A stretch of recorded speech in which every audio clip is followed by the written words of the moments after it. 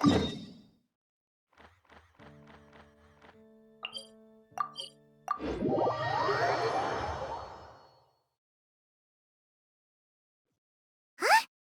Is that Navia over there?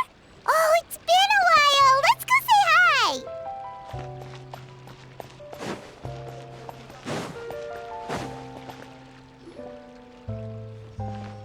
Hey, Navia! What you up to? Shh!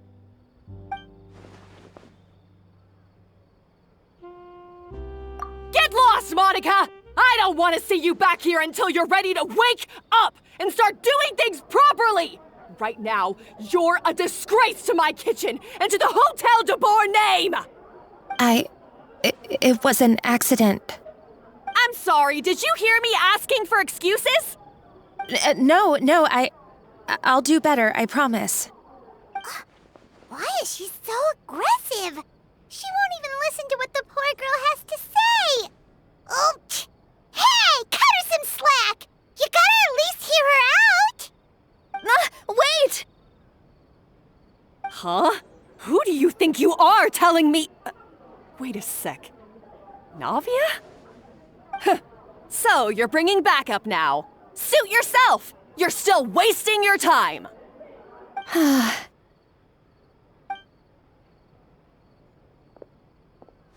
Savannah, is this how you always treat your staff? My staff is right. I'm the one in charge here now. And last time I checked, the Hotel de Boer doesn't take orders from the Spina di Rosula. Of course. How you run your kitchen is none of our business. But when a member of your staff is so overworked he becomes gravely ill, that most definitely is our business. We're going to stand up for him, whether you like it or not. Overworked? I've said it before and I'll say it again. If Fermon can't handle the job, then tough luck. There are plenty of other capable people I can hire instead. But Philmont can do the job, he just... Monica, back inside, now! Huh? But you said I shouldn't come back until... Just do as you're told, and not another word out of you! Come on, we have work to do! Wow, what a horrible person! Sorry. Looks like I've dragged you into some drama again. Her name is Savannah. She's the new head chef at Hotel de Boer. Ever since she took the job, she's been enforcing a brutal work regime and putting a huge amount of pressure on her staff. One guy was so overworked, he collapsed from illness. He's been bedridden for days, and he can barely even talk properly. I'm sorry. It's all my fault. I don't deserve to be a chef. At his family's request, the Spina di Rosula is trying to mediate on his behalf. We're not exactly making a ton of progress, as you saw. Savannah is adamant that Vermont's exhaustion and illness have nothing to do with her or how she's been running her kitchen.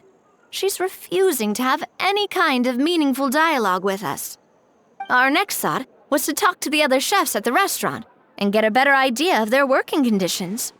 But with Savannah watching them like a hawk, no one has been willing to open up. And that's why I'm here, doing it the old-fashioned way. Camping out, watching, and waiting for an opportunity. Oh, shoot! It all makes sense now. Sorry. Paimon should have thunk before she spoke. Did Paimon ruin everything? Oh, no, not at all, Paimon. Honestly, the way she was laying into Monica, someone had to step in. I'm sure I would have piped up if you hadn't. And besides, I don't really think I'm built for espionage. Yeah, meaning it's gonna be all the more difficult to get the inside scoop now. Oh, I might as well head back to the Fleuve Cendre then. We'll need to come up with a whole new game plan. Paimon will join you, 'cause this is kinda all Paimon's fault. Oh, guys, it's fine. you don't need to worry about it. That said, if you were planning to visit the Fleuve Cendre anyway, let me take you out for a meal. I'll make sure it's a proper feast. A really famous chef just joined the Spina di Rosula's tavern. Her name is... Sorry to interrupt. I just wanted to apologize for the scene you witnessed just now. We shouldn't subject our customers to that.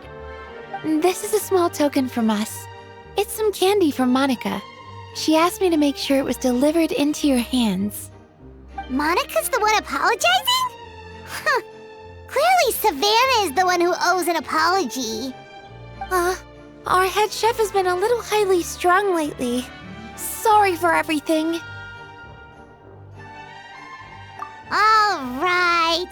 Since there's candy, Paimon will drop it. Not the candy. Thank you for understanding. We'll make sure to pass your feedback on to Miss Savannah. A little highly strung, huh? Paimon doesn't get it. How did someone like her even become head chef? Well, according to Fermat's family, she hasn't always been like this. But that's a story for another time. Let's try this candy. Oh, Paimon totally gets it. Come on, dig in! Huh? Hold on, there's something written on the wrapper. Find... Escoffier?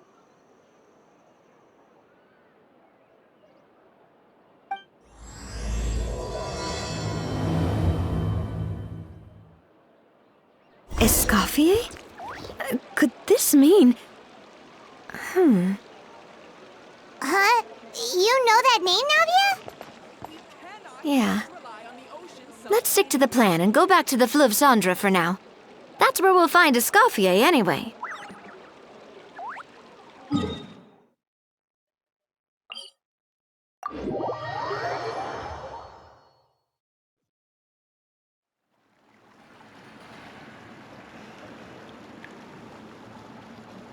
So, who is this Escoffier anyway?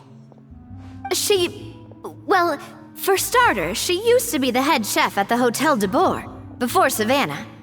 She recreated the legendary Gâteau de Bourg and restored the restaurant back to its former glory. Safe to say, she's the most renowned head chef in the Hotel de Bourg's history, after the culinary genius Modeste himself. Gâteau de Bourg? That's the super exclusive cake that they only sell a few slices a day, right? Wow. Why the heck would she let Savannah take her place? Well, apparently, the Hotel de Bourg was reported for a safety incident. Someone claims that the kitchen was adding an illegal substance to their menu. But none of the chefs had any idea how it could have gotten into the food. In the end, Escoffier decided that as head chef, she should take responsibility. And she was sent to the Fortress of Meripede. The Fortress of Meripede? Well, you're right. The quantity of the substance they found was fairly minimal. Even the guards believed the whole thing was probably just an accident. Escoffier didn't have to stay in the fortress for long, but still, by the time she returned, the role of head chef had already passed to Savannah. So that's what happened. Paimon still thinks it's really unfair. Even though Escoffier is no longer head chef at the hotel, she's still well respected by the staff. So, I'm guessing what Monica wants is for us to convince Escoffier to try and negotiate with Savannah on the staff's behalf. Oh, Paimon gets it! Monica wants Escoffier to come back and kick Savannah out. It's simple. If the new head chef is stressing everyone out, then the solution is just get the old one back. Well, about that... You thought cream of mushroom soup was ready to serve after 3.5 minutes on the stove. You'd have had more sense serving hot water with ice cubes. At least then you wouldn't have wasted all this perfectly good cream and mushroom. What do you say, Hilaire? I'm sorry, Cream. I'm sorry, Mushroom. As you can see, Escoffier is that kind of chef as well. You have to leave it on the heat for long enough to allow those flavors the chance to come out. Don't be fooled by the aroma when the water first starts to boil. Got it? Yes, Chef. Then go back and do it again. The customers are still waiting. Remember where you went wrong and don't repeat the same mistake twice. Yes, Chef.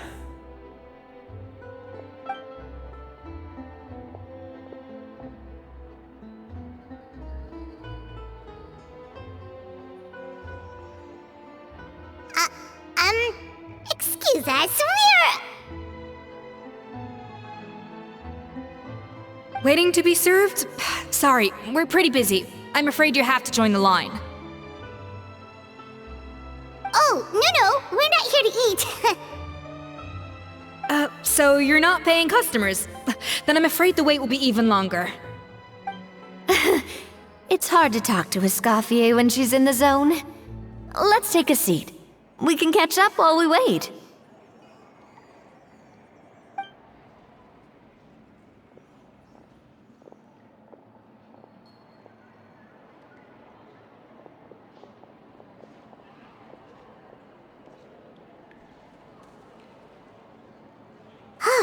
Looks like the rush hour is finally over.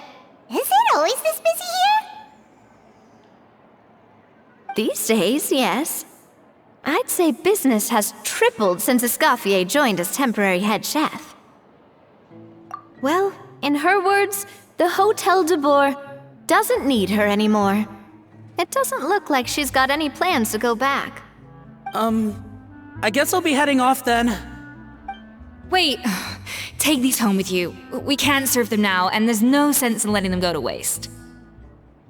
Oh, thank you, Chef. For what? Like I said, I just don't want them going to waste. Oh, and tell Fiamma to get well soon, so you're not running yourself ragged every single shift.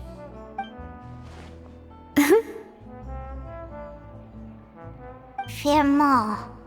That's the second time we've heard that name. Who is that again? He's the chef that fell ill from stress. Hilaire is his son. And with Mom stuck at home taking care of Dad, he decided to pick up some work to help pay the bills. Escoffier knows their situation, so she's been making some extra food every day for him to take home. Hey, I heard that, Navia! I've told you before, no one's making extra food.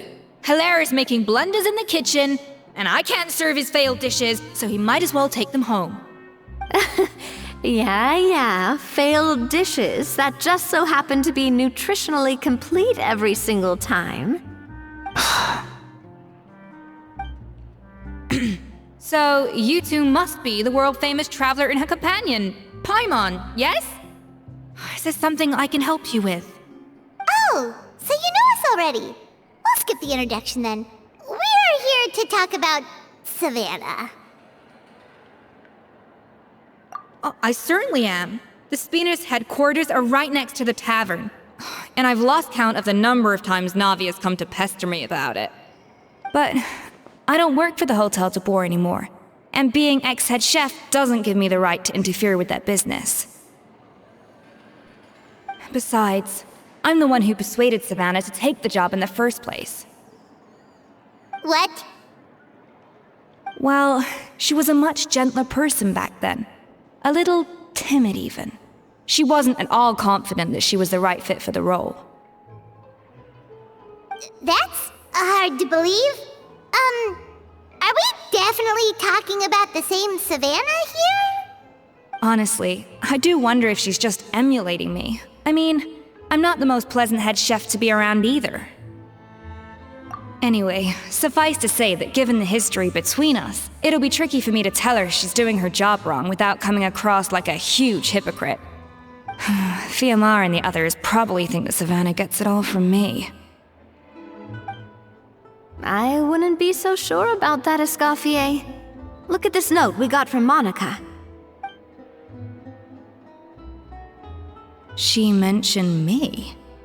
Whatever shortcomings you feel you have, it looks like Monica still trusts you. As for the others, well, how can you know what they think unless you ask them? Monica. Plus, it's not like we're asking you to storm in there and raise hell. We're only in the initial phase of our investigation. All we're trying to do is get the other chefs to open up to us. Oh, Monica. Oh, Monica. Escoffier? I can't believe her. Powdered sugar is supposed to be applied sparingly. Look at all that on the wrapper. It's thicker than the sole of my shoe. Unbelievable! I won't stand for this. She has to learn. Come on, we're going. Wait, so now she's, Let's go catch up to her. We don't want to keep her waiting.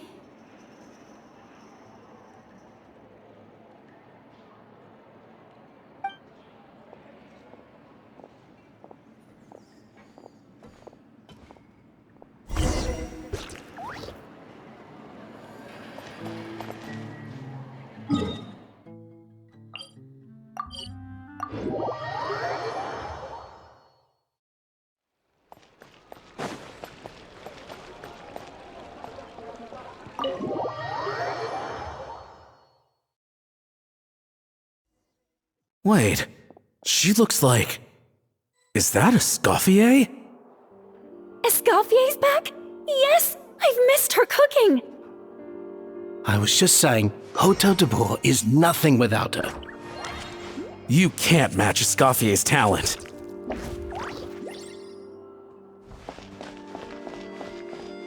I'm sorry. I'm so sorry.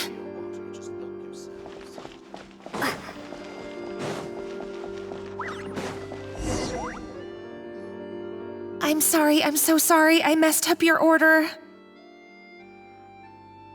Oh, I wouldn't go that far. Maybe the taste is a little off, but if you hadn't brought it up, I don't think I would have noticed. But, please, you have to forgive me or Chef is gonna... Okay, I know. I'll kneel before you. What the heck? Get up, Monica!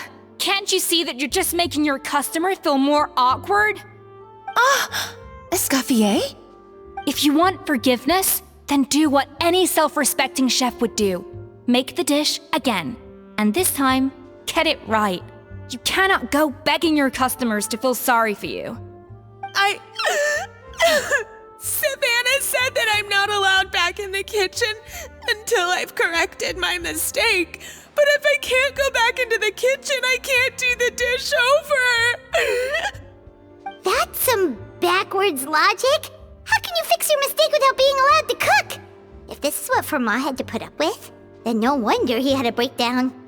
We apologize for interrupting your meal, sir. It's fine. With my layman's palate, it's not like I can tell the difference anyway. I was actually quite enjoying my meal until she appeared out of nowhere and started apologizing.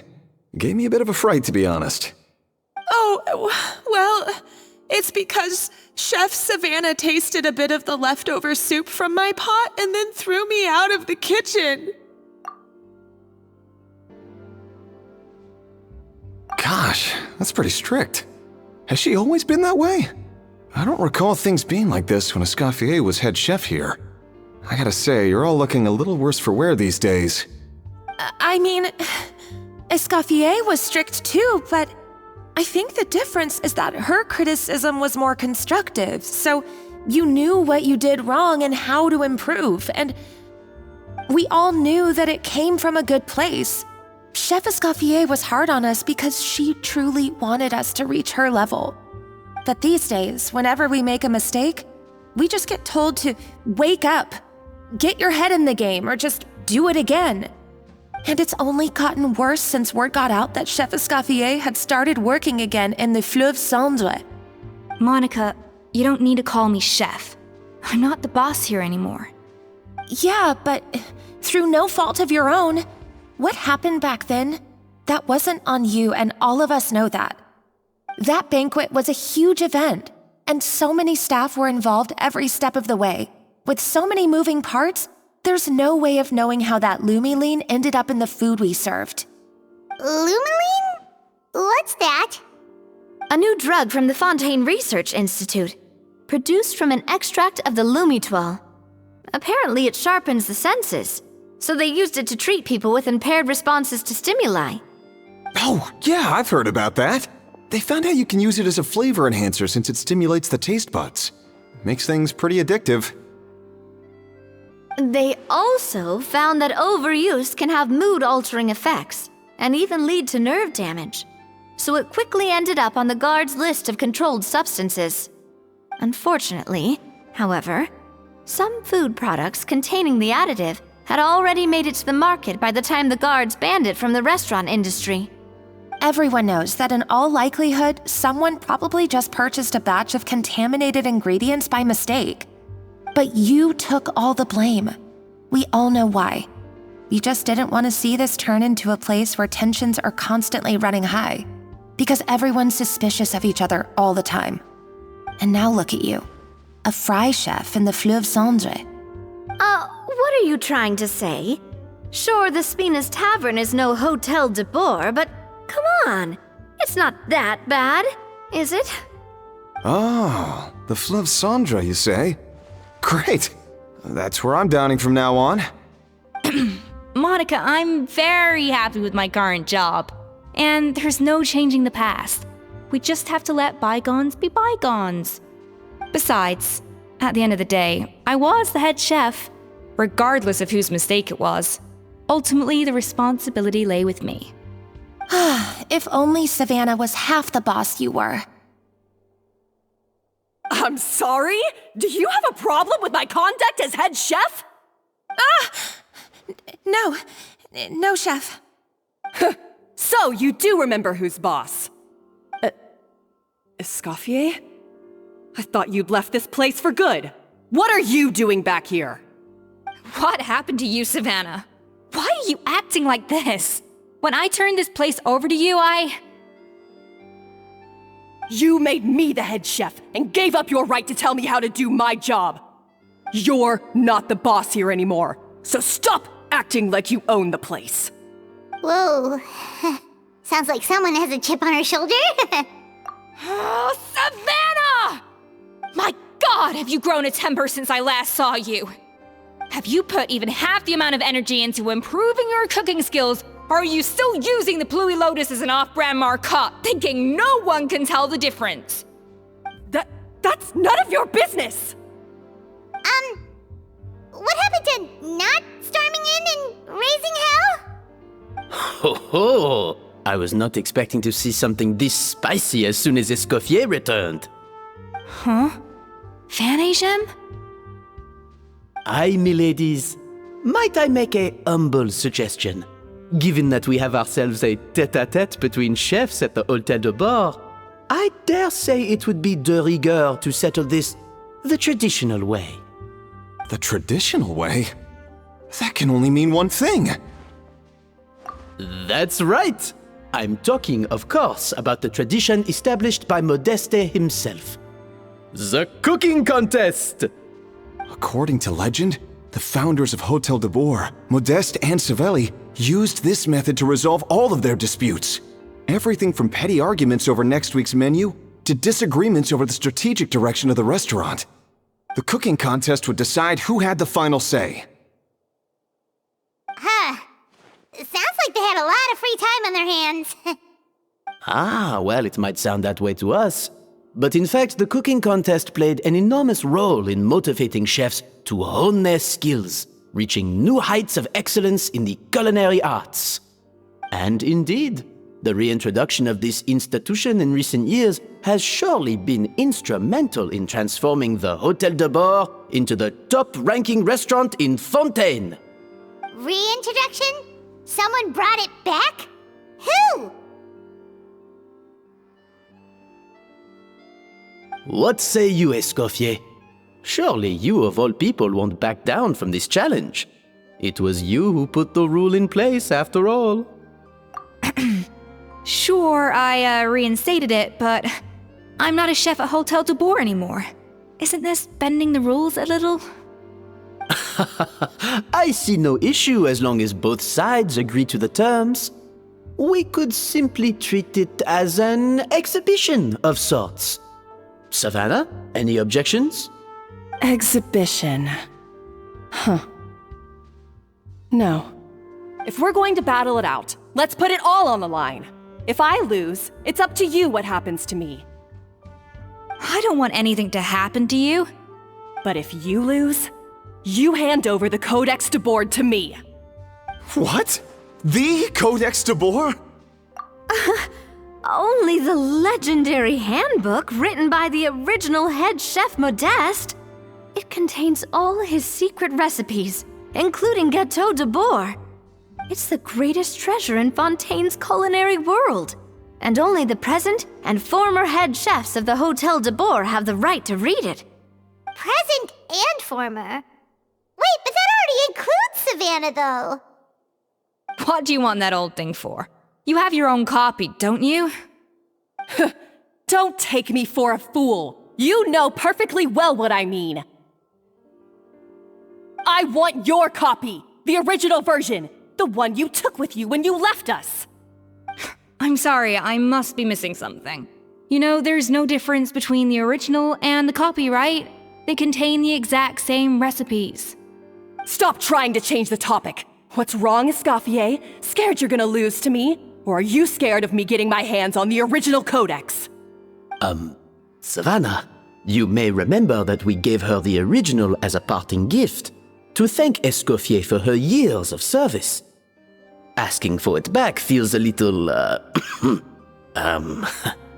Oh, I'm sure it won't be an issue, as long as both sides agree to the terms. Those were your words, weren't they? And as for the contest itself, let's make it a bake-off. Gâteau de Boer, per the recipe in the codex. Well, Escoffier, you against me. Are you in or out? You sound surprisingly confident. Alright then, let's see how much you've actually grown. I hope you surprise me, Savannah. I'd hate to find out that all you've learned after this long is how to chew people's heads off. Believe me, I'll show you. Escoffier, are you sure this is a good idea? You accepted her terms a little hastily. Oh, it'll be fine. Let's head back to the Fleuve Cendres so I can get prepping. I do apologize. This whole ordeal reflects rather poorly on us. I'm afraid it's not quite that simple. The Hotel de Boer runs as more of a partnership, you see.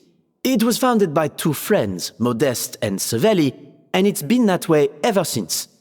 So, while I am technically Savannah's boss, it's not really my place to interfere with the business of the kitchen.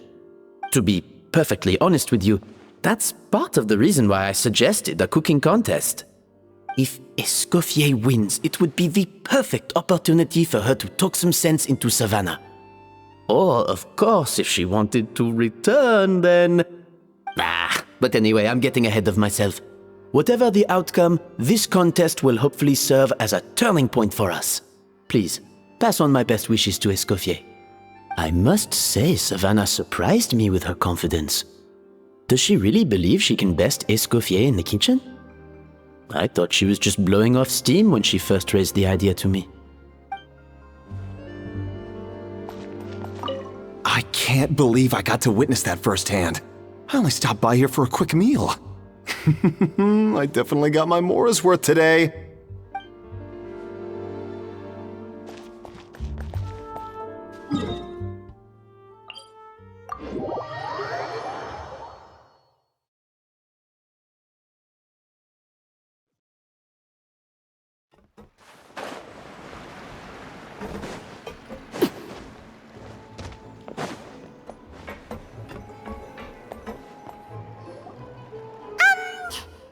So, this whole bake-off thing kind of came out of nowhere.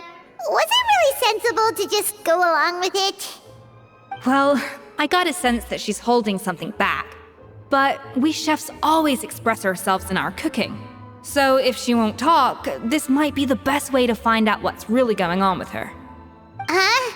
Holding back? Sure didn't sound that way to Paimon. Escoffier only picked up on it because she's the same way. Always closed off, never letting you know what she really thinks. That's patently false, at least where your macarons are concerned. I've been nothing but truthful with you about the disgraceful amount of sugar you use. Okay, that's one case where you can keep your thoughts to yourself.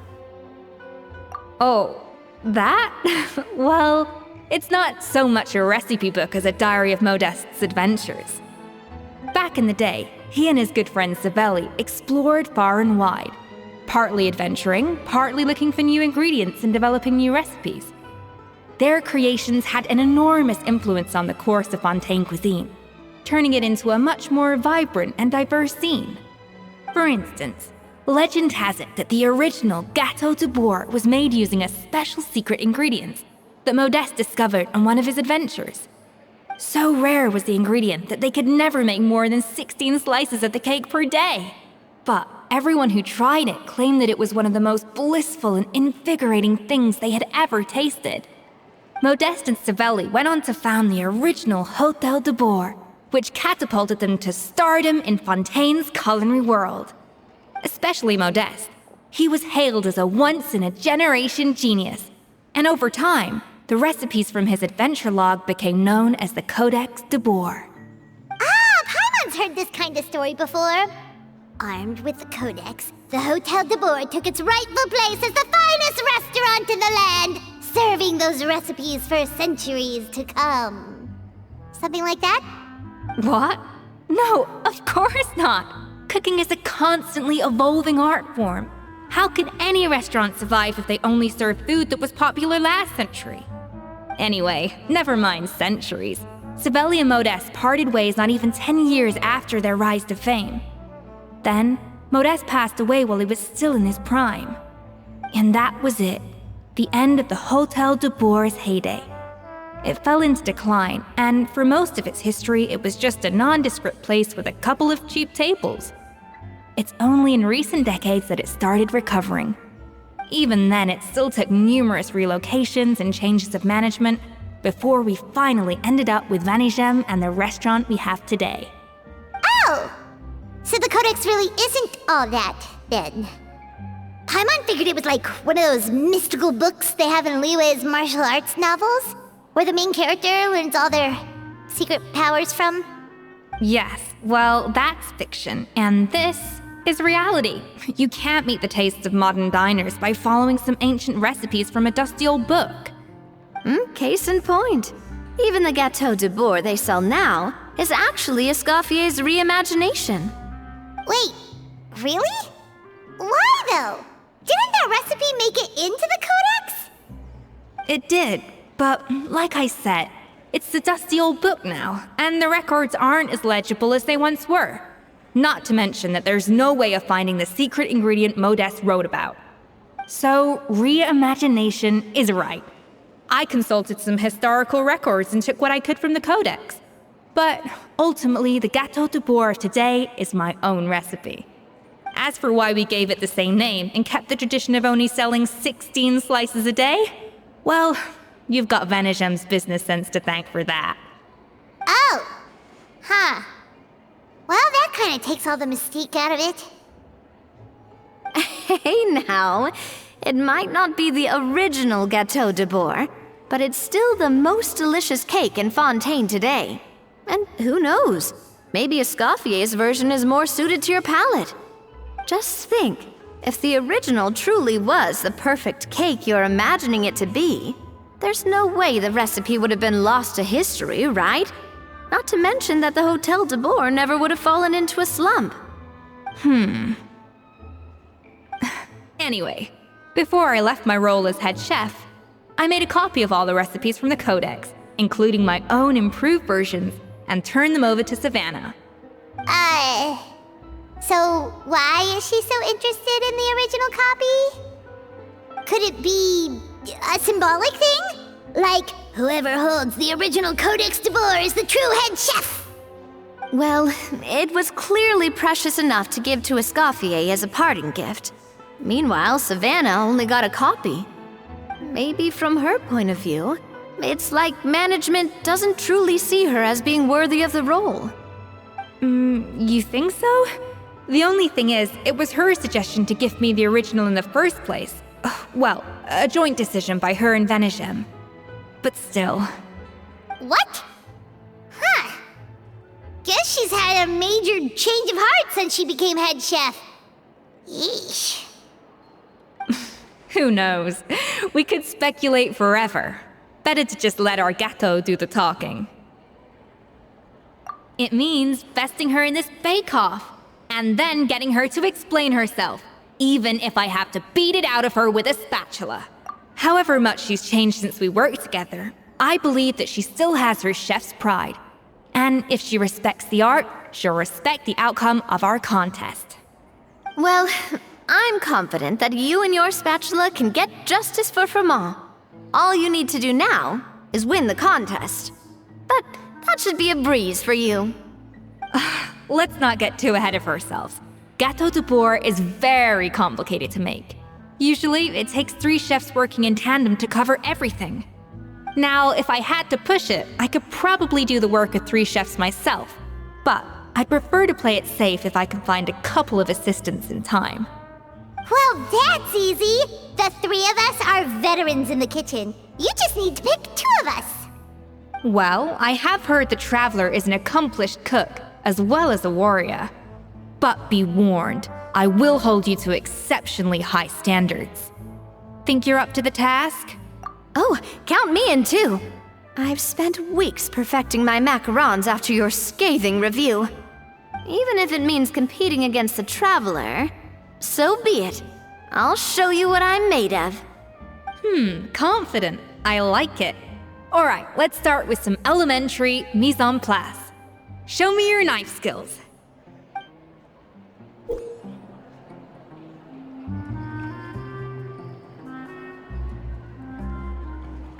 I've always called it chopping stuff up, not mise en place. But it's basically the same thing, right? Oh, Navia. The difference in your case is that mise en place is chopping stuff up without sending juices flying all over the kitchen.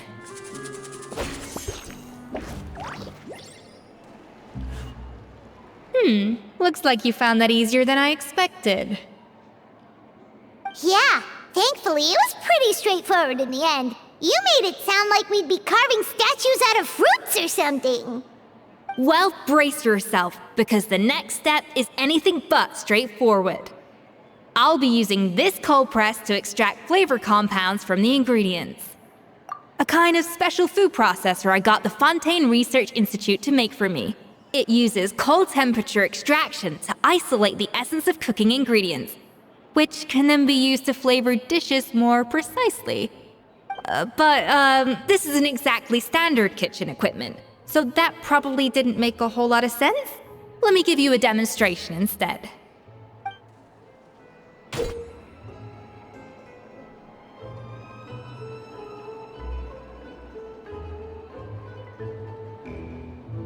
Custom-made equipment from the Fontaine Research Institute, huh?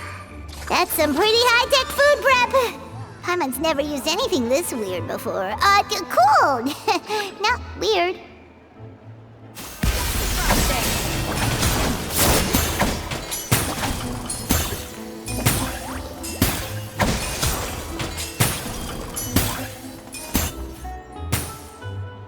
And done. These are the flavor compounds extracted from our ingredients. I've processed all the fruit you chopped up earlier. Wow! Even the smell is so much more concentrated. What next? Do we add all this stuff in? Absolutely not! Throwing everything in at once will ruin the balance of flavors. We have to go slowly and carefully to calibrate the exact flavor we want. I'll demonstrate again. Now, watch closely.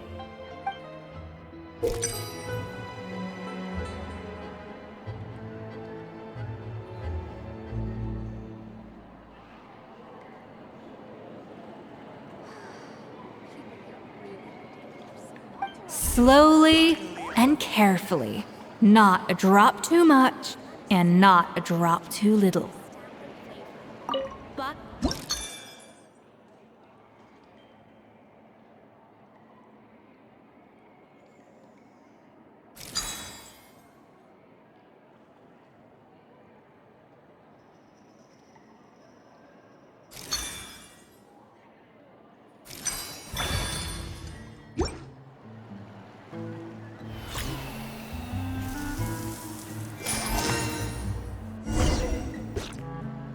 and voila! Now it's your turn.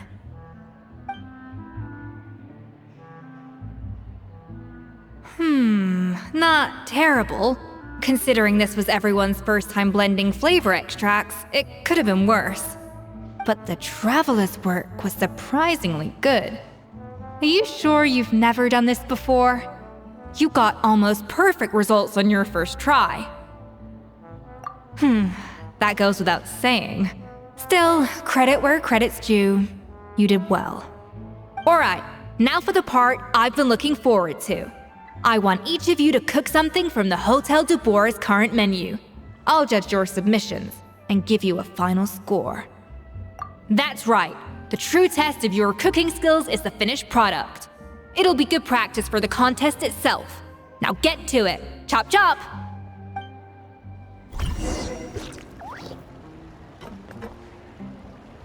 How's it going? Have you picked a dish yet? Choose wisely. I expect you to present the most delicious thing on the menu.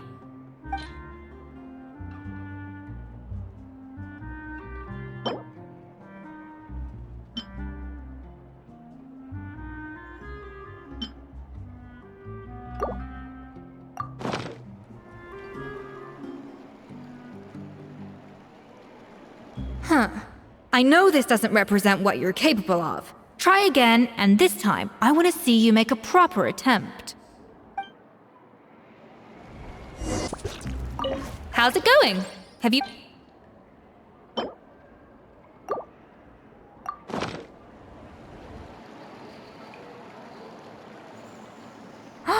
Look at that! With the grace of a snow-winged goose, as I like to say. Now, let the grating commence.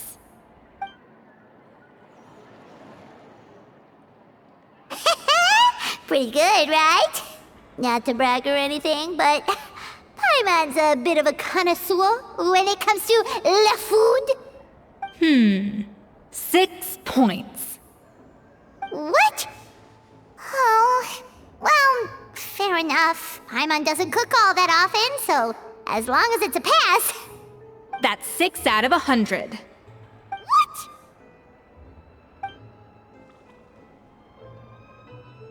You say you're a connoisseur, but it's quite clear from this dish that you have far more experience consuming food than creating it.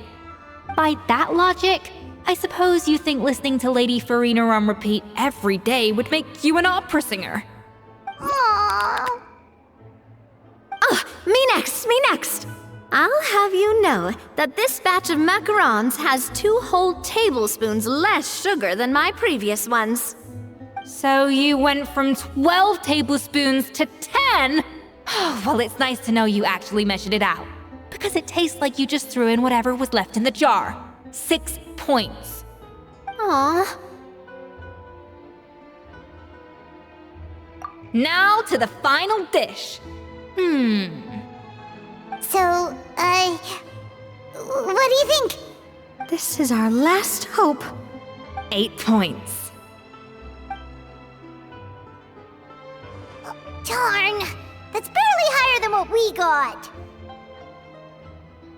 Not exactly. The color is spot on. Beautiful aroma. Excellent presentation. I have to give this one 8 points out of 10. Maybe even 9 points. Huh? How did you pull that off? Don't get me wrong. There's room for improvement. But still, this is clearly the work of an accomplished chef. I can tell that you've put many hours of work into honing your skills in the kitchen. I can really taste the grace of the snow-winged goose in this dish. the traveler's journey, with all its trials, tribulations, and setbacks. Not to mention the frustrations of having a picky eater for a partner. Hey, you made that last part up! No way did you taste that! Well, it looks like I lost fair and square. I guess you'll be taking the Traveler as one of your assistants then? But if it takes 3 chefs, that still leaves 1 slot remaining. Maybe Paimon and Navia should keep practicing and see how it goes? Chef Escoffier. Oh, it's Hilaire! What brings you here? I heard the news about the cooking contest. You're doing Gâteau de Bois, right? I was just wondering if you needed any help. And you think you're up to the task, do you? Oh, no, I know I'm not there yet. It's actually my dad who wanted to help. Firma, last I heard, you could barely get out of bed. Chef Escoffier, Navia, Traveler, thank you all so much for everything you're doing for me and my family. I've had enough of sitting around at home while you run yourselves ragged. If you let me, I'd like to help you win this cooking contest. Yeah, I was gonna say the same thing. Don't you worry. I'll be fine. I'm feeling much better now. I'm sorry. I know I've been rather useless these past few days, but not anymore. The fact is, I'm a fine chef, despite recent events. I've proven myself in the Hotel de Bois kitchen, so if anyone's qualified to work under Chef Escoffier, it's me. I think. I hope so. Firma, have you even set foot in a kitchen since leaving Hotel de Bois? I have not, but I'm fully rested now. I know I can handle it. I'll prove it. Let me whip something up for you right now.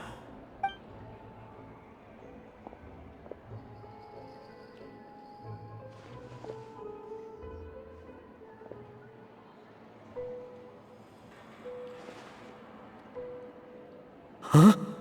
That's strange. Why are my hands shaking?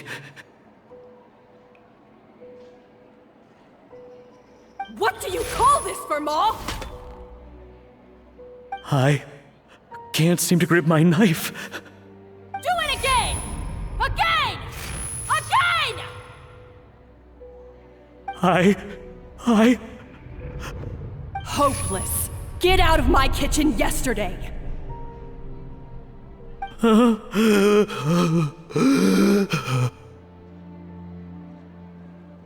Dad, what's wrong? I don't understand. I was feeling so much better, and then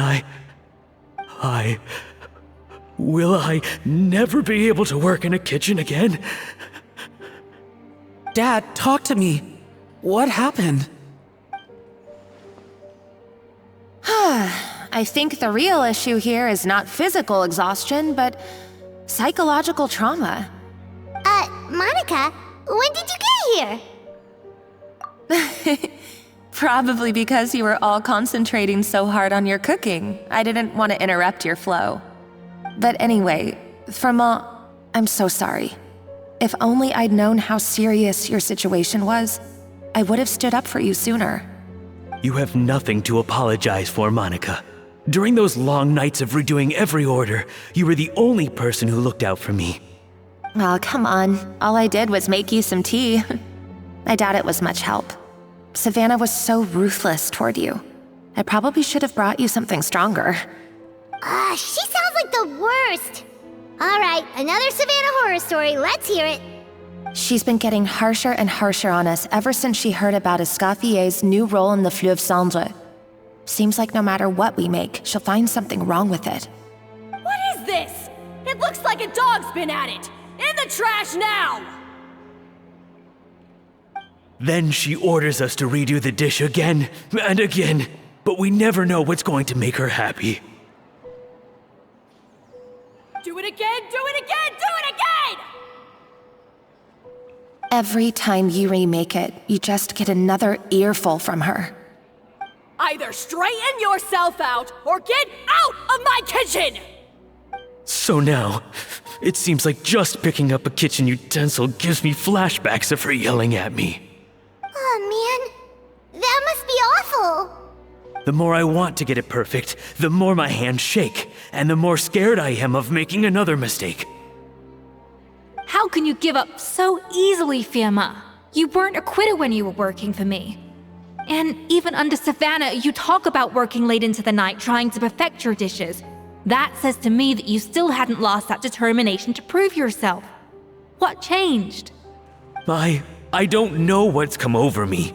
When I think back, I just remember feeling like my heart and my hands were growing heavier and heavier as the shift went on.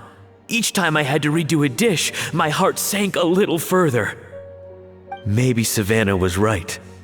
Maybe I am just hopeless at this. Dad. I see. Well, it sounds like there are some deep issues at work here. Ones that won't be resolved by merely seeking compensation. I will win this contest, and after that, I encourage you to approach Savannah and talk this out. But what if you can't find another assistant in time? Clearly, I'm in no state to help out. You think being one person short will ruin my chances? Let's not forget, I taught you and her everything you know.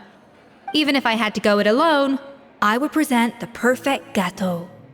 Oh, well, Paimon and Nadia will still keep practicing, just in case. And so will I. Yeah! And if worse comes to worse, we can always get the Spina di Rosula to put out an emergency call for chefs. There's gotta be someone out there, right? Actually, I thought maybe I could help. That's sort of why I'm here. What? Why didn't you say so? I was going to, but then... well, this is the first chance I got. You do this for us? Thank you so much, Monica. Alright, fine by me. But aren't you still working for Savannah? Joining the other side seems like a guaranteed way to put your future employment in jeopardy. I know, but it's all right. I've made up my mind. With the way things are, I can't keep working for Savannah much longer anyway. Unless I want to become the next Firma.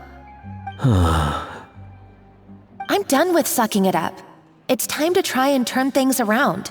If this cooking contest can get Savannah to see the error of her ways, then I'm sure she'll forgive me for this. Well, Paimon didn't think we'd be poaching from Savannah's staff to get our third person, but there you go. Anyway, Monica's a professional chef, so nothing could possibly go wrong now.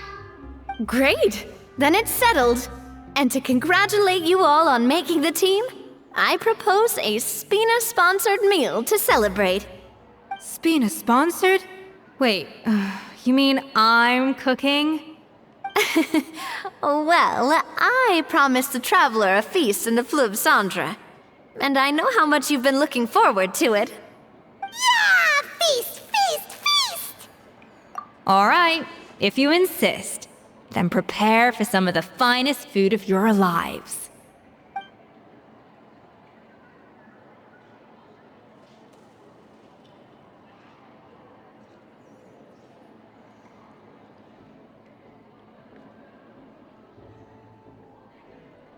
That's not a bad idea, actually. Wait, hold on. You need to finesse that further.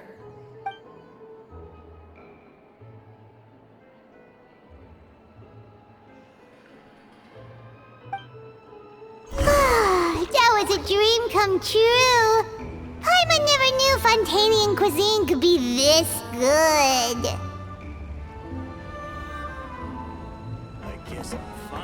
So, this is what Chef Escoffier is truly capable of.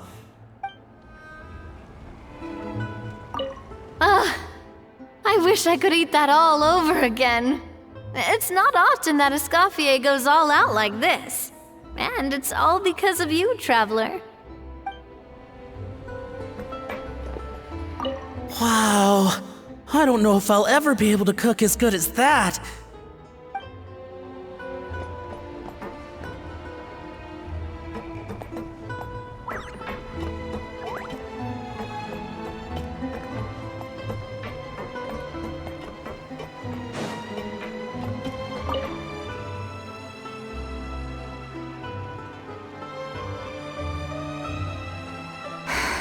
Why, Savannah? Why? Oh, nothing. I was just flicking through the original Codex de Boer. I wanted to see if there was anything I'm missing. Something I hadn't noticed before. That might explain why Savannah's so desperate to get her hands on it. But I can't find anything. It's just some hastily scribbled recipes in between diary entries from Modeste's adventuring phase. And most of it's not even legible anymore.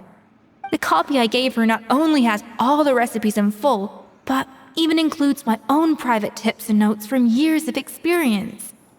Surely that's infinitely more useful than this old thing. Yeah, maybe. Still, it's just hard for me to imagine that the Savannah I knew would go to all this effort just to make a point. We were. At least I always thought we were. She was a little shy, but meticulous with everything and everyone she dealt with. She made a few mistakes here and there, but she was quick to correct them whenever they were pointed out. And she was always striving to improve as a chef.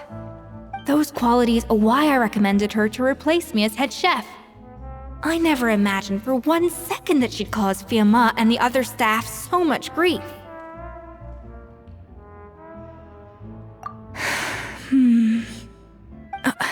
Well, I mean to an extent, of course. I pushed hard for her to get the role. And the idea that she turned out like this because of me is difficult to come to terms with. I wonder if this is how Modeste felt back when he was writing the Codex. Yes, with his good friend and co-founder of the Hotel de Boer, Savelli. The story goes that after Modeste unveiled his Gâteau de Boer and was hailed as a culinary genius, he was admired and adored by all. But his newfound fame slowly drove him and Savelli apart. Unlike Modeste, whose every new creation was an instant hit, Savelli seemed to face setbacks at every turn. Doors that would swing wide open for Modeste would shut in Savelli's face.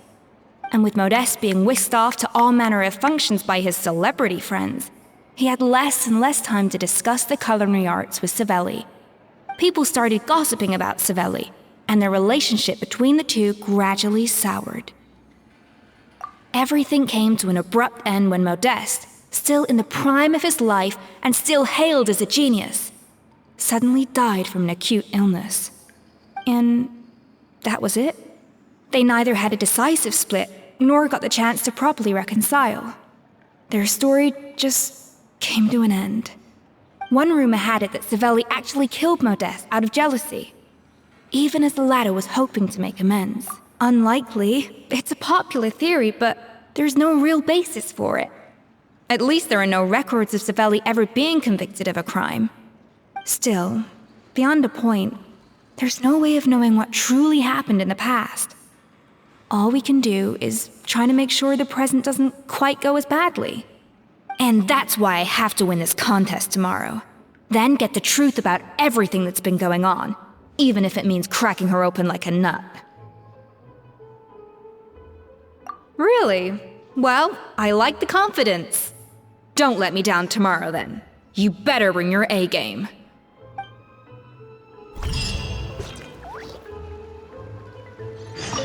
Let's hope that Savannah isn't all sizzle and no steak. After all the work we've put in, it would kinda be a shame if tomorrow was a complete cakewalk.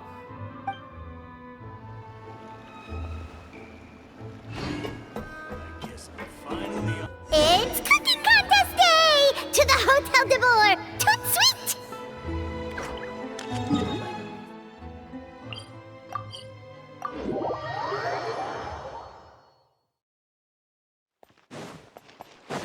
Did you hear the news? Escoffier's coming back for a cooking contest. Wait, seriously? Escoffier in a cooking contest? Now that I've got to see! I don't get it. Why would anyone in their right mind challenge her to a cooking contest? Never mind. Let them do as they please.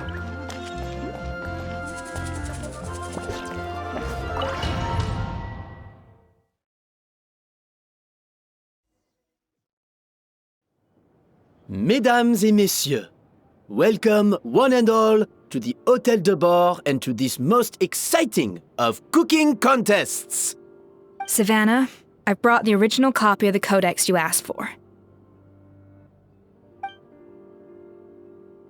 Monica? Huh. In the interests of fairness, this contest will be conducted in a double-blind format. Once the dishes are complete, they will be sent to the back of the kitchen where they'll each receive a label. The labels will be placed out of sight underneath the plates, only to be revealed after the judges have sampled them and reached a final verdict. This is to ensure that no one will know which dish is made by which contestant. As one of the judges, I promise to be fair and impartial. When my meal got interrupted yesterday, I never thought this is how they'd make it up to me. Getting a seat on the judging panel is a pretty sweet deal. Both contestants have taken their positions. Then, without further ado, let the Hôtel de Bord cooking contest commence!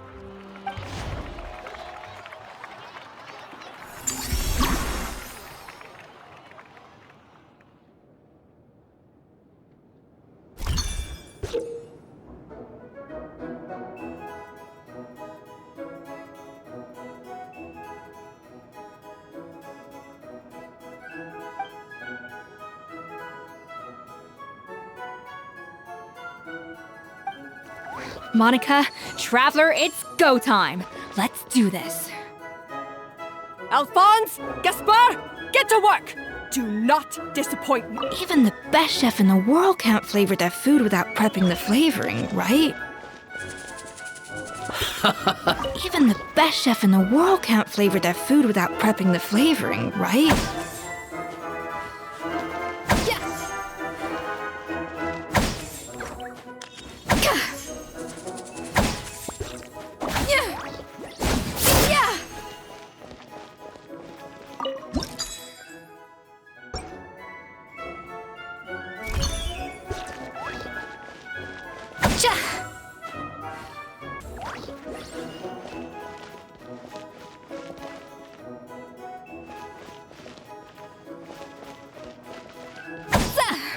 Off to the freezer!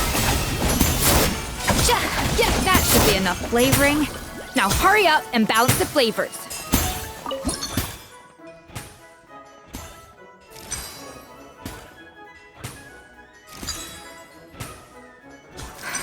What are you doing, Escoffier? Your team's waiting on you.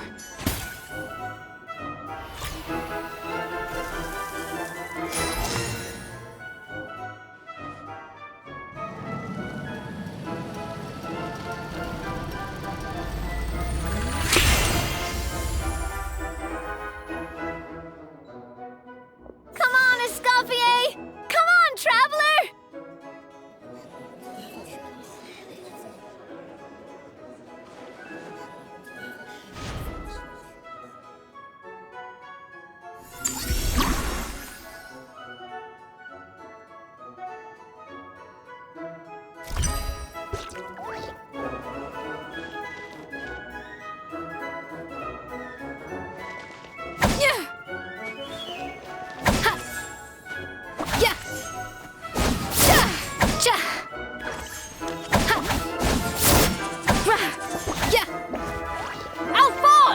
What are you playing at?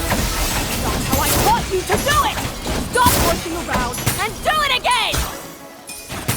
Yes, chef! Oh, tension in the ranks on Team Savannah. Will this slow their progress?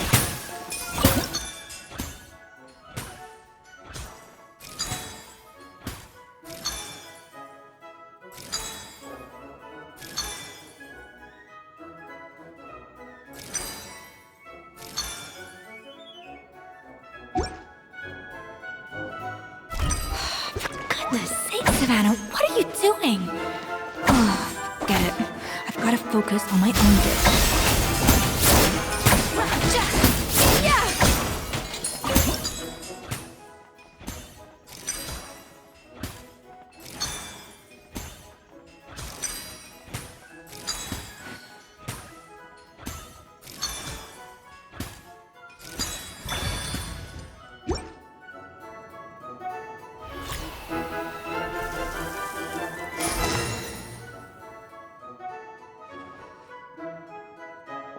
So,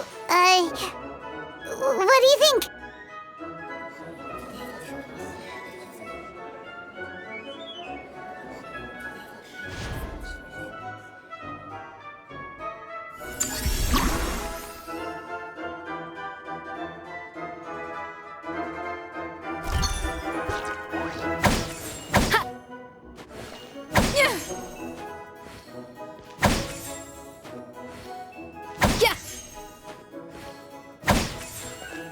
Escoffier is already on the final step of the recipe.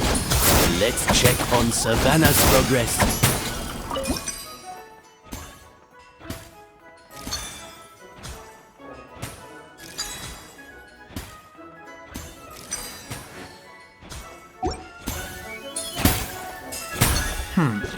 I think this flavor profile is still a little bit off. Enough! Useless! Both of you! Make like an egg!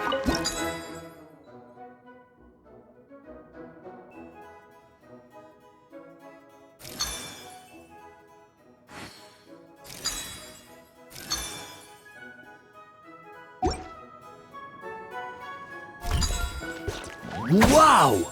Is Savannah serious? Can she really make up for lost time working alone?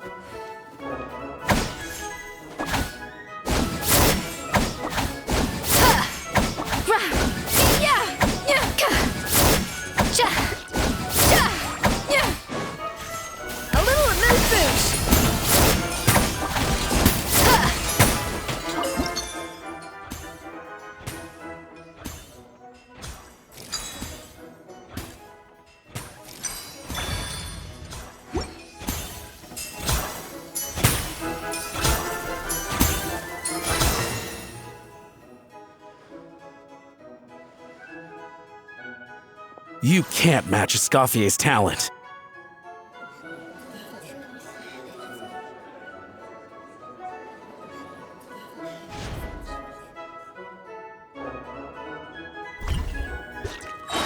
I present to you Gato de Boer. Goose on the loose!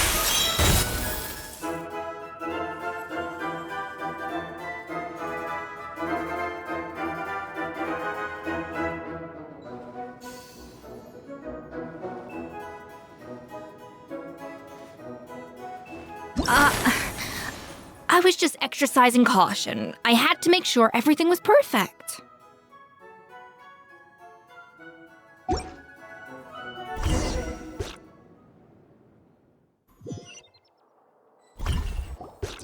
Time's up! Contestants, please take your dishes to the back.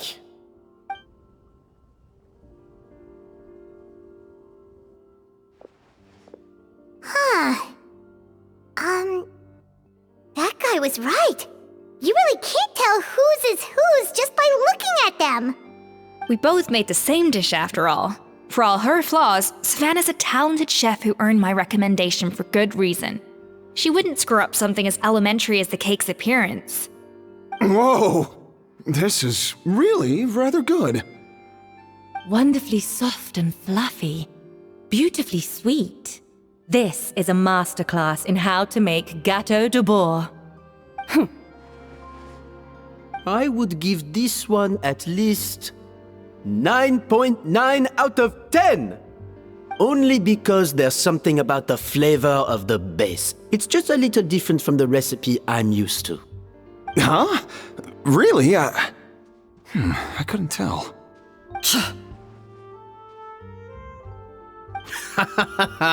All right, on to gâteau number 2.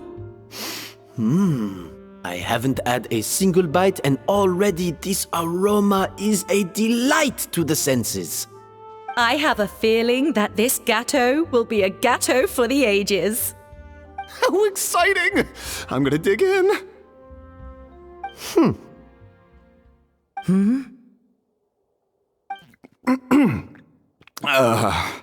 I think maybe someone got a little carried away when they were adding the sugar.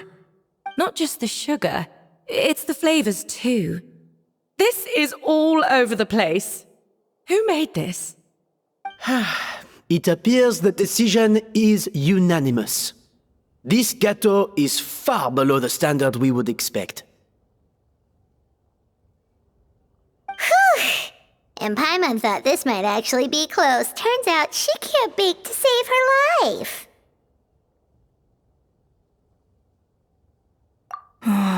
Something's not right here. Savannah may not be perfect, but no way is she this sloppy. I can now declare that the creator of the first gâteau has won this cooking contest. Now, all that remains is to turn the plate over and reveal the chef's name underneath. What? It's Savannah? No! That's impossible! Hey, Savannah! You cheated, didn't you? You cheater! What did you do? Oh, you swapped the plates, didn't you? Well, someone's a sore loser. These cakes went from the oven to the judge's table without me ever laying a finger on them. And everyone here can attest to that. It was Van Gem's staff who labeled them in the kitchen. If you're looking to accuse someone, why don't you start with them? Isn't it more likely that Escoffier's lost her edge? Oh, or maybe her assistants let the team down. You take that back! Judges, we demand a rematch.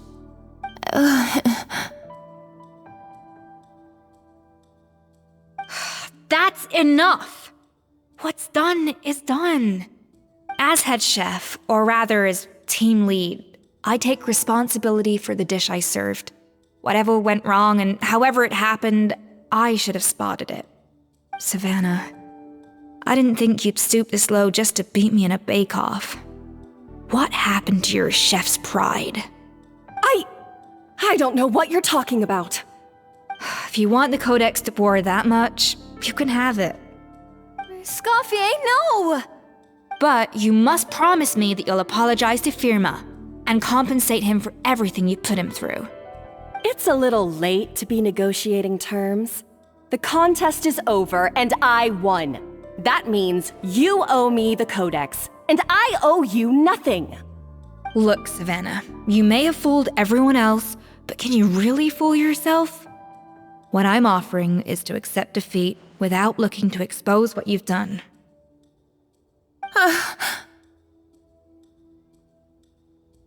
But only on the condition that you promise to stop putting so much pressure on your staff. Fine. I'll treat this as your final handover of duties from one head chef to the next. So, will that be all, ex-head chef? Or is there any other unfinished business you'd like to leave in my hands? I didn't mean that to be a scolding from your former boss, just a word of advice from a fellow chef and a friend. But I don't know if you're even open to input from other people anymore. I know what I'm doing. I don't need your advice. All right, fine. I'm glad to hear it.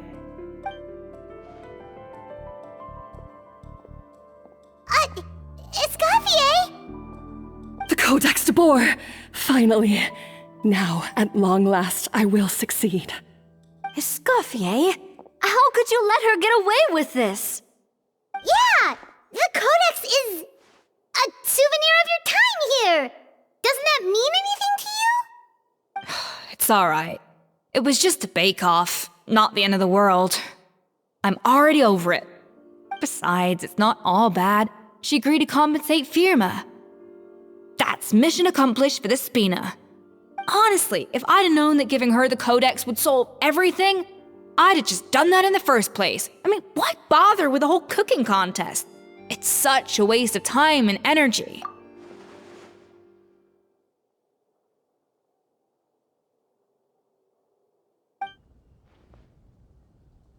No. No! This doesn't make any sense! Huh? That's it? No secrets, no nothing? I don't believe it! This can't be happening. Oh, Chef Savannah! Savannah?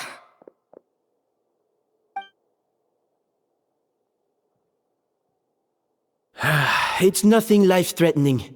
Just a lot of pent-up stress and exhaustion. Oh, I knew it. Pent-up stress? The truth is, however hard she might be on the rest of us, the person she puts the most pressure on is herself. Yes, there are nights when she makes us redo things over and over into the wee hours. But for her, it's every night.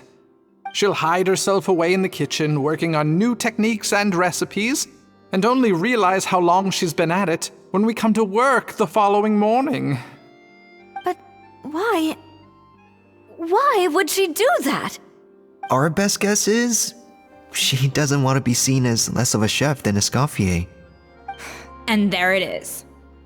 Even so, that's no excuse for taking her anger out on the rest of you. Yeah, and it's definitely no excuse for cheating in the cooking contest.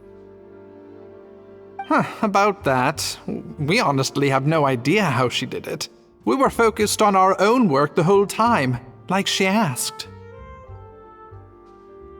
Leone and Algalia were the ones I tasked with labeling the cakes. I've already spoken to them both. They're at a loss to explain it too. Not to worry. Come on, join me downstairs. I'll interrogate the guilty gâteau myself.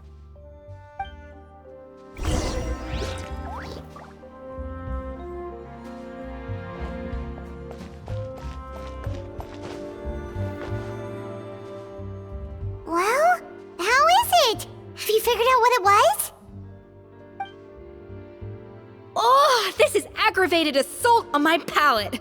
I'd rather eat wet cement than this. Is it really that bad? I made sure to taste test it before it was served. Oh, relax. This isn't your cake. Savannah never switched the plates. The offending flavors are coming from in between the icing and the cake base, which means someone tampered with it while it was being made. Or in other words, we have a traitor in our midst.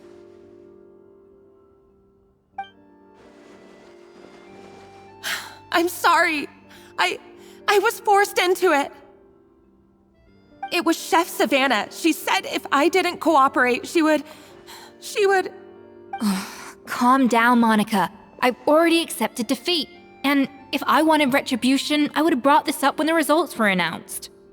Whatever's going on with you, just spill the beans. There's no need to hide it.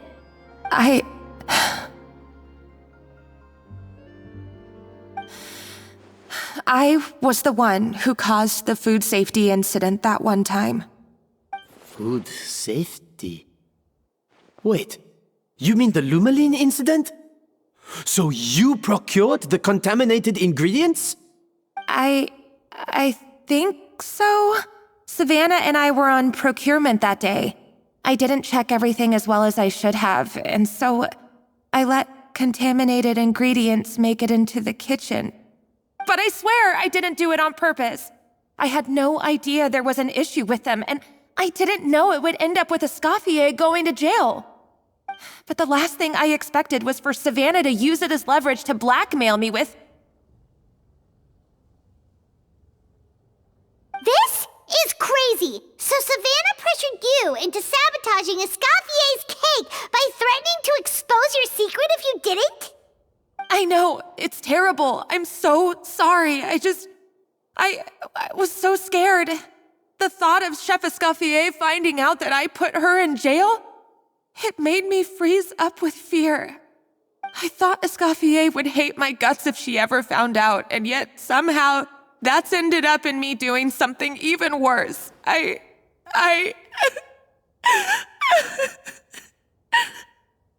Seriously?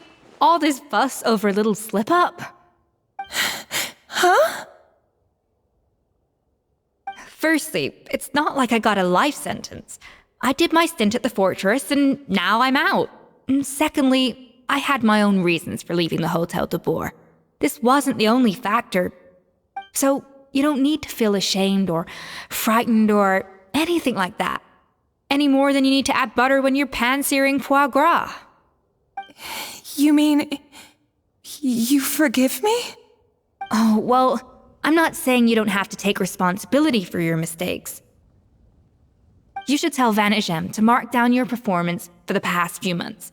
Then do some digging and find out exactly where those contaminated ingredients came from. Sure, you've made mistakes, but now's the time to fix them. Understood? Understood.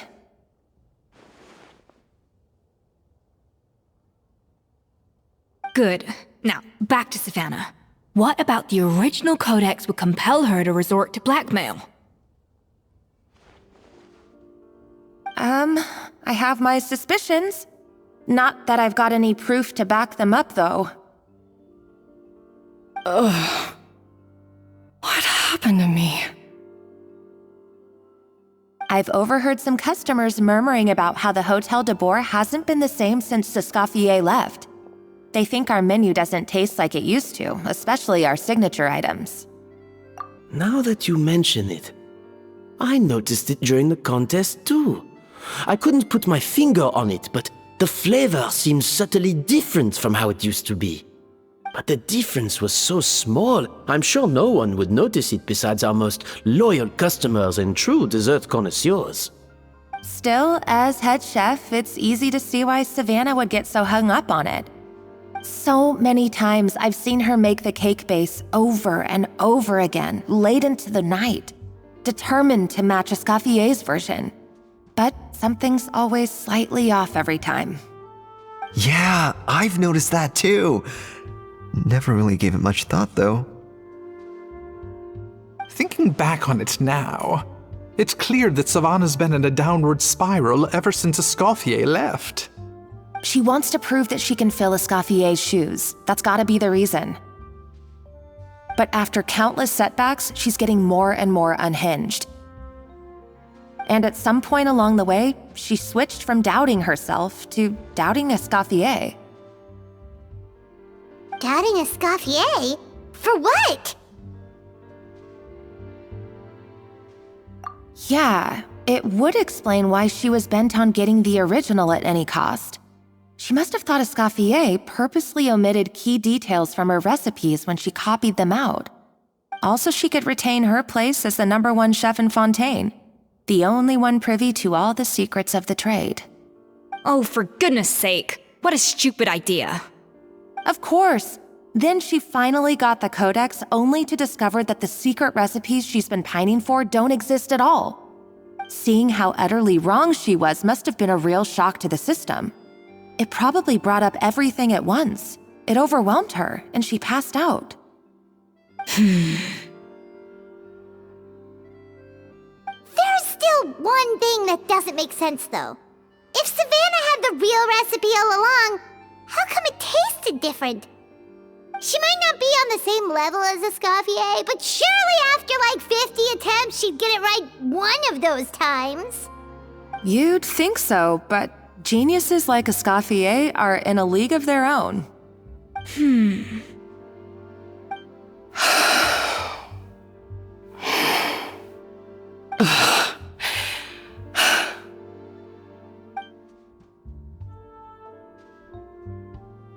New head chef, you say? What's her name?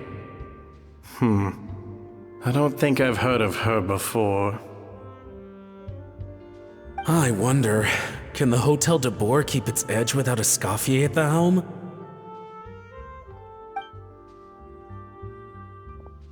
This tastes different from last time.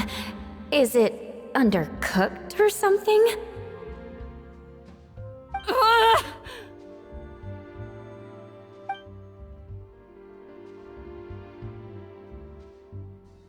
Take this. It's a copy of the Codex de Boer. From now on, you will be its keeper. Don't listen to the doubters. If I say you can do it, then you can do it. Even if you don't believe in yourself, at least believe in me. Hey, did you hear me? Once I'm gone, the restaurant is all yours.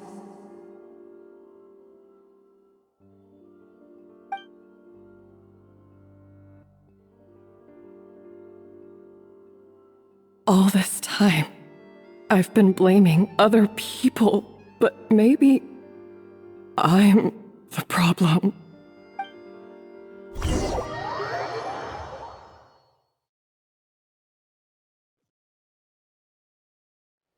I sincerely apologize for putting everyone out.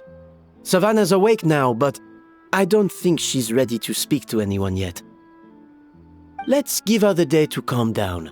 I'm sure you'll have the chance to talk everything out tomorrow. In that case, I'll go and update for Ma and his family. I wonder what he'll make of all this. So, we'll come back tomorrow then. That was a long day. I think I've earned myself a sweet treat when I get back home. Oh, nice! Macarons? Or are you gonna switch it up this time?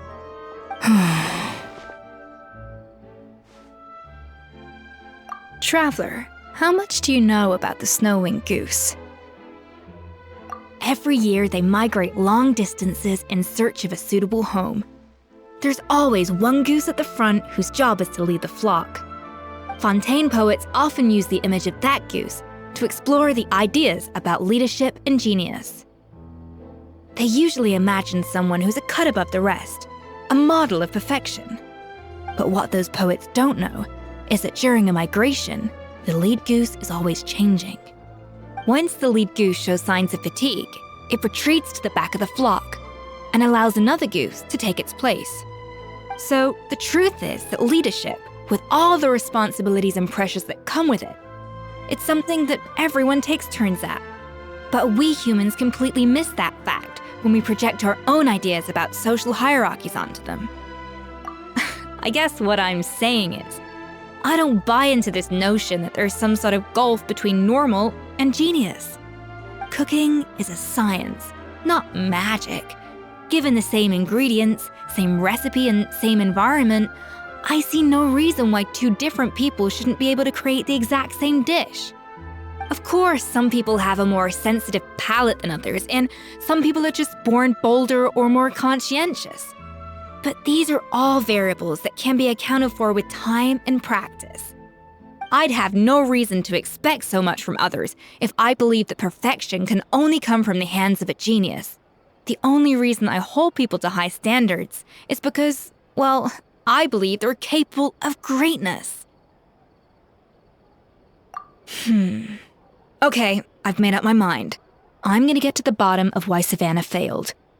And come tomorrow, I'll give her the scolding of her life, pointing out all the mistakes she's made along the way. Then she'll finally see the error of her ways.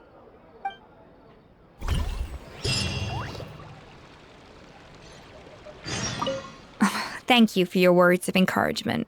I'm gonna head to the Hotel de Boer and spend the night investigating. I guess I'll see you tomorrow.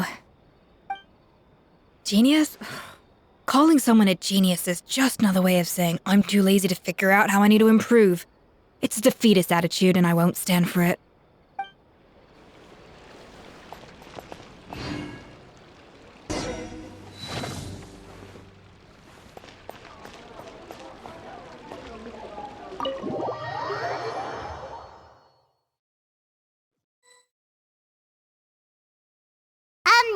Why are we here so early? Our meeting with Vanigem isn't for a while. Check on her? Why? What happened? Oh no. Escoffier, are you alright?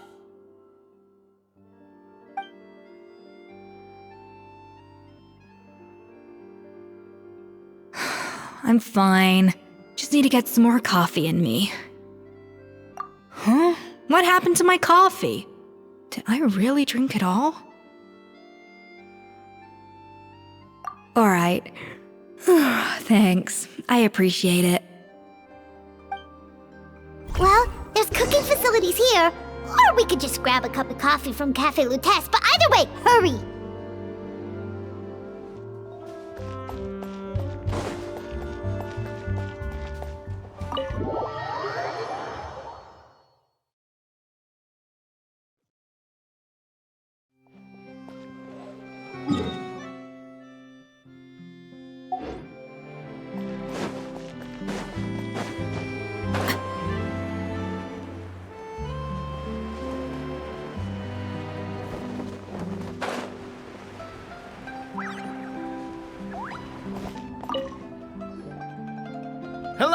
what can I get for you? Sure thing. We're here to go. Huh? Oh, I see. First cup of the season. Yeah, I get it. Young people these days do love their little surprises.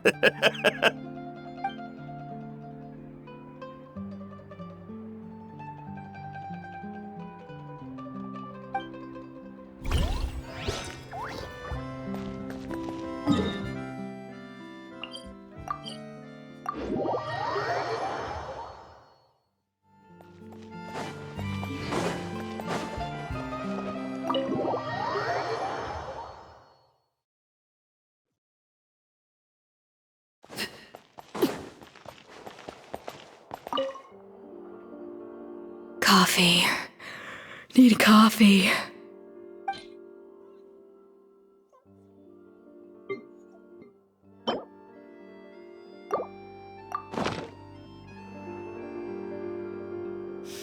I smell coffee. I feel much better now. Thank you so much, Traveler in Paimon. Glad to hear it, but make sure to catch up on your sleep when you get the chance. I think I figured out where the problem lies. Honestly, it's ridiculous. I don't know whether to laugh or cry. Wait, what investigation? What are you guys talking about? I'll save it for when everyone else gets here. It's so stupidly small, I can't believe it's caused so much drama. Yes, except my failures were stepping stones to success. Escoffier, have you seen Savannah? Huh? No, not since yesterday. Why? What's wrong? After seeing her home yesterday, we were all a little concerned about how she was doing. So, I dropped by her place early this morning to check on her. Only to find an empty house with the doors wide open. I left Alphonse and the others to keep watch at her home, while I checked the Hôtel de Bord. I'm worried something bad might have happened. If she's not here, then where could she be? Boss, Escoffier, bad news. Alphonse? You're supposed to be keeping watch at Savannah's house. We were, but then, just after you left, we found this stuff in her house. Oh, looks like a map with a bunch of random places circled. What does it mean? Wait a second. This feels familiar. I'm sure these places are all connected somehow. Of course, from the Codex. They're all places that Modeste explored on his adventures. Yeah, but I don't understand. The adventure logs in the Codex are too fragmented to be of any use. How come this map shows all the missing details?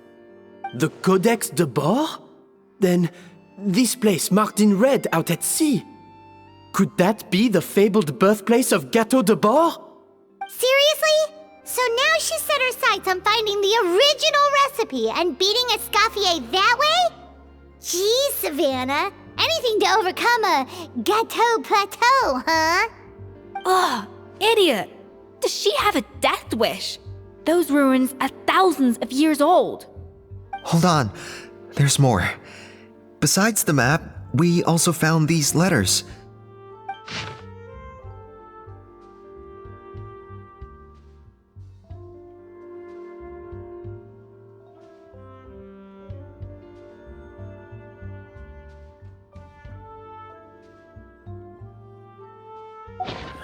It was you. You let the Lumaline through, didn't you? It sounds like a threat letter. Does this mean that Savannah was responsible for the safety incident? And not Monica after all? Retrieve the Codex by any means necessary. So the cooking contest and the cheating. Someone else was behind her pulling the strings? She's keeping the true recipe to herself. Ugh, this is all such a mess. Paimon needs a second to process this. First, we thought that Savannah forced Monica to cheat in the cooking contest. But now, it turns out that someone else forced Savannah to force Monica to cheat?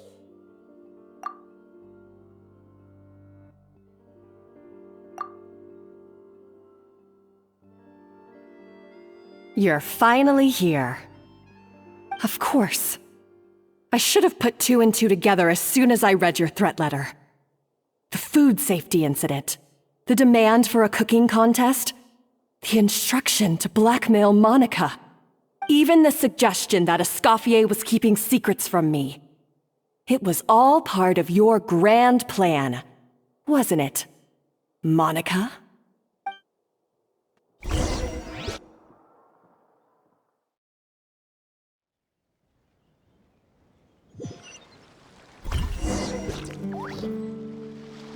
We should be getting close to the spot marked on the map. Of all the stupid things she's done, this really takes the cake. The moment we find her, I'm gonna curse the living daylights out of her.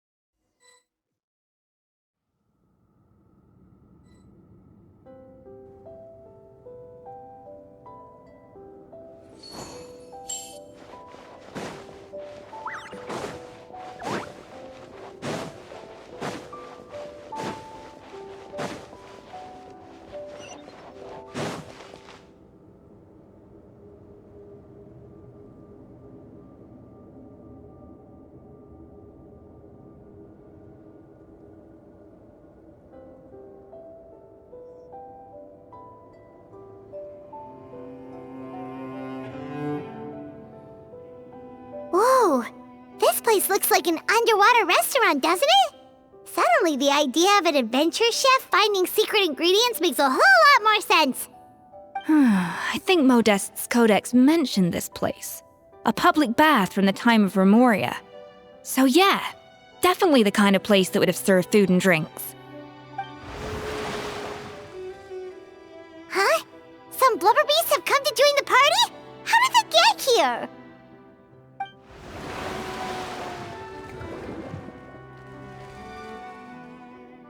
Aw, they ran off!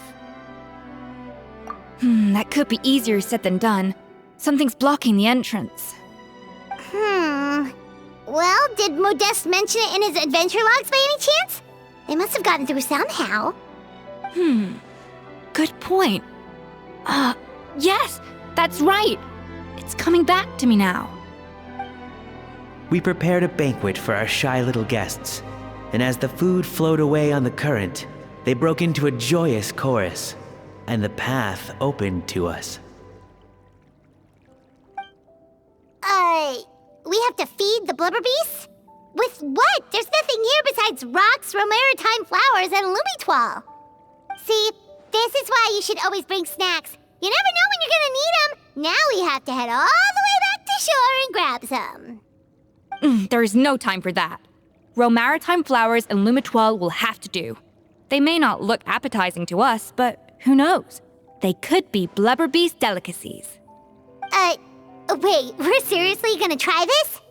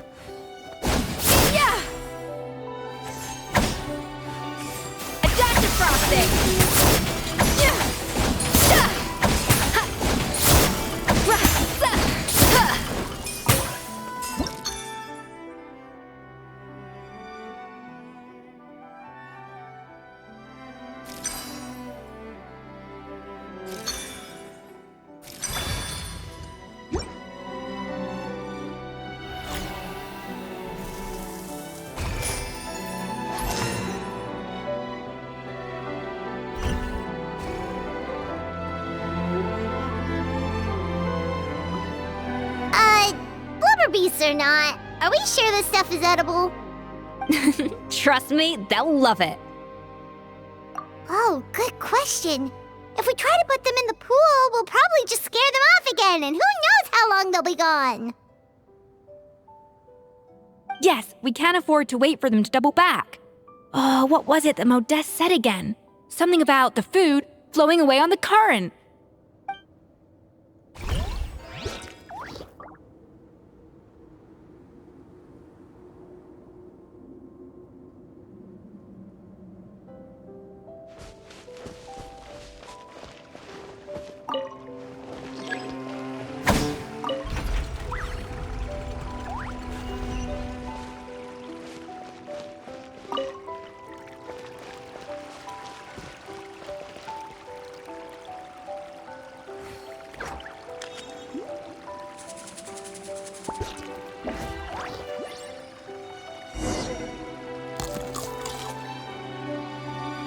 Wow, it's really singing!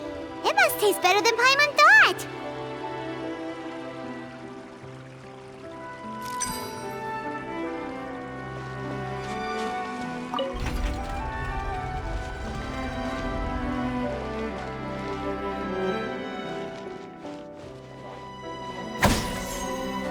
The track's turned back again.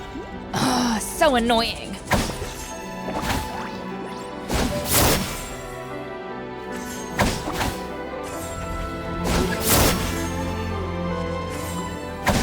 Off to the freezer!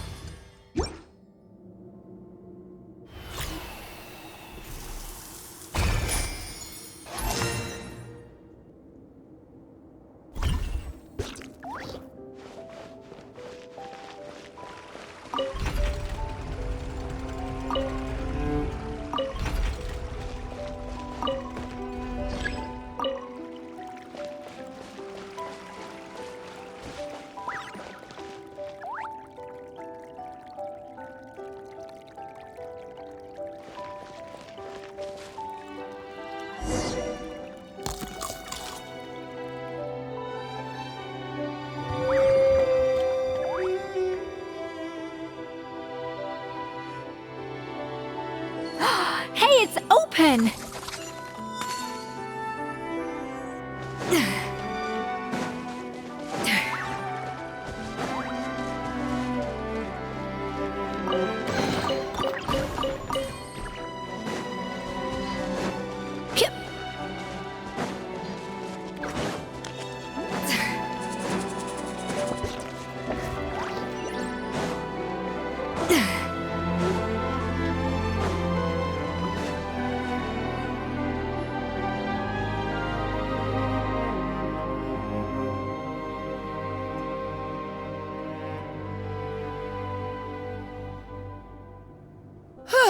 Hey, give me your water. Here. I said your water, the one you just drank out of? Sure.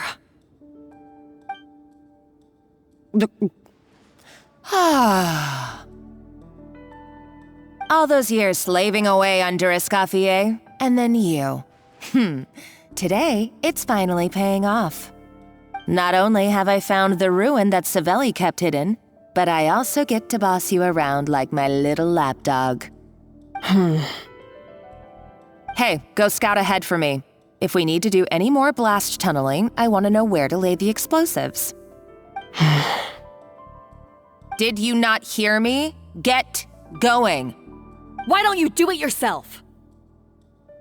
Oh, when did you learn to fight back? You're always so compliant when I give you instructions by letter. That's because you threatened to expose me for the Lumiline incident. I swear, if I'd known what you were planning, I'd never have... Ha! Don't be so self-righteous. Admit it, you've always been jealous of Escoffier. That's why you lapped up everything I told you. You were terrified of her finding out about your part in the Lumiline incident, and you resented the way her reputation hung over you. So you jumped at the chance to convince yourself that she was the villain, that she deliberately hid her secret recipes from you just to hold you back. It was the only excuse you needed to justify getting back at her. First, idolization, then jealousy, suspicion, and self-deception. That's what this comes down to. It was the same story with Savelli and my ancestor. He offered Modeste his friendship only to murder him out of vanity. He promised to explore the world with him, only to later destroy all records of their adventures. It's a miracle I even found this place. You have no idea the countless hours I spent piecing it all together. So you see, you're no better than Savelli. If you can't beat him, betray him, right? I am no Savelli, nor will I ever be. Oh, put a lid on it. You really think you can absolve yourself of your vindictive and jealous behavior now? Just because you finally realize that Escoffier never kept any secrets from you? You didn't show any remorse when she left, or in the cooking contest. Why start now? You have no right to redemption. You're right. I don't deserve her forgiveness. But I am done being bullied into submission by you! Ooh, feisty. But you should watch your tone.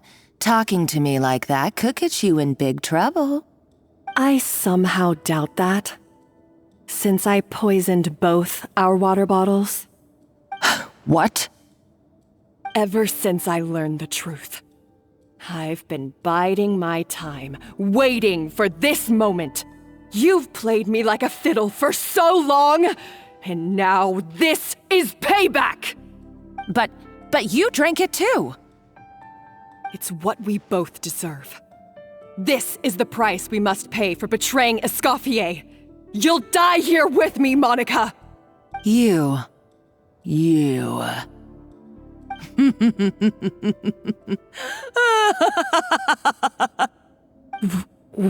What's so funny? Oh, you're too much.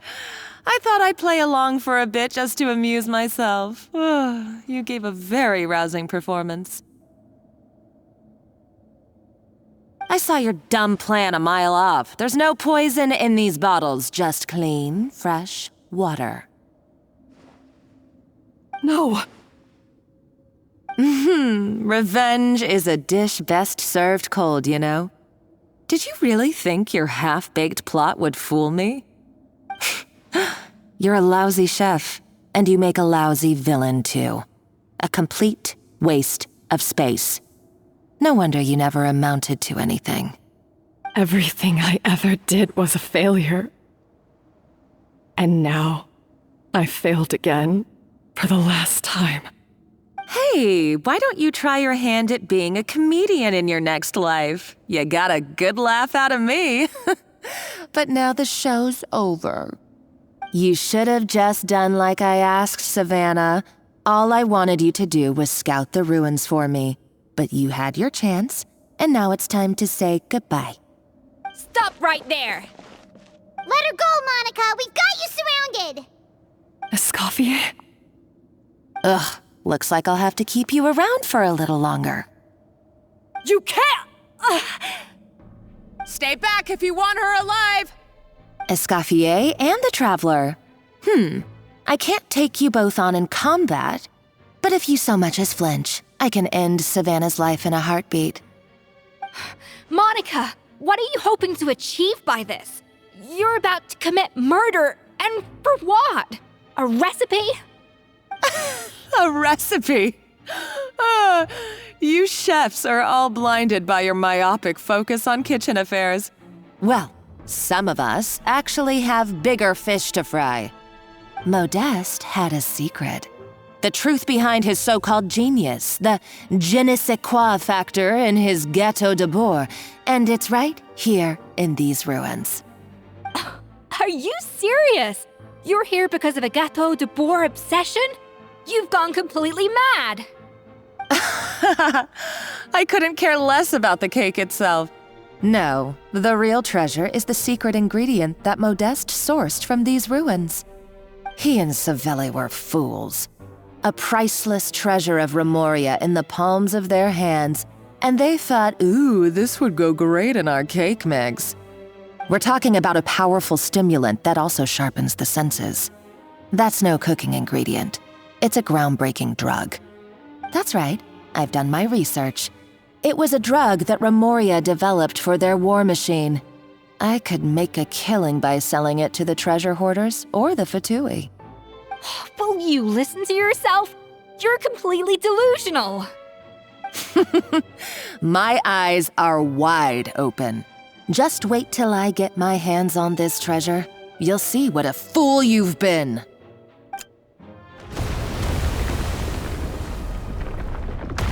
Wait, what's that sound? Just when I thought she couldn't get any crazier. She's lucky the whole place didn't collapse. Uh-oh, Savannah's gone too. Monica must have taken her. Oh, what a coward. She's only taken her hostage because she knows that she's no match for you. That's true. Even if she finds the treasure, she'll need Savannah alive if she wants to get out of here in one piece. Oh, well, our path's been blocked, so let's look for another route.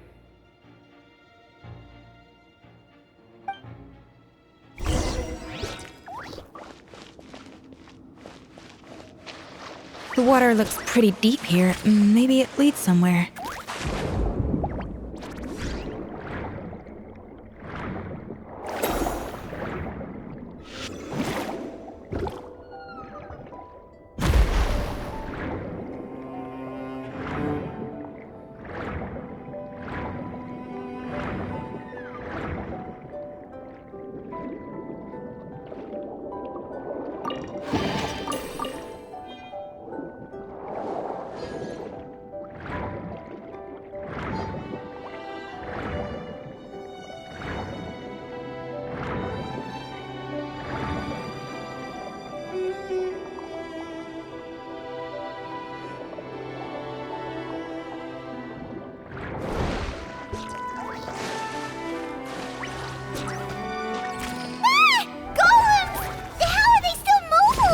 They were probably awakened by the explosion just now. Alright, Knife Skills 101.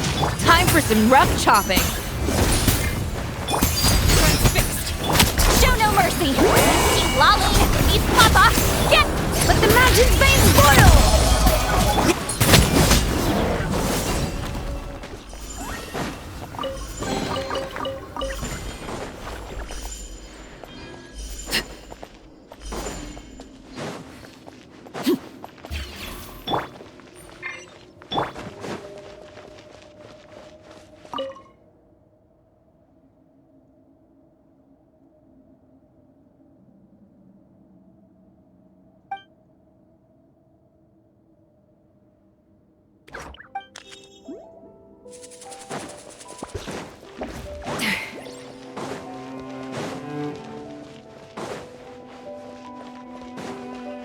Another door? Guess we need to prepare another feast for our guests.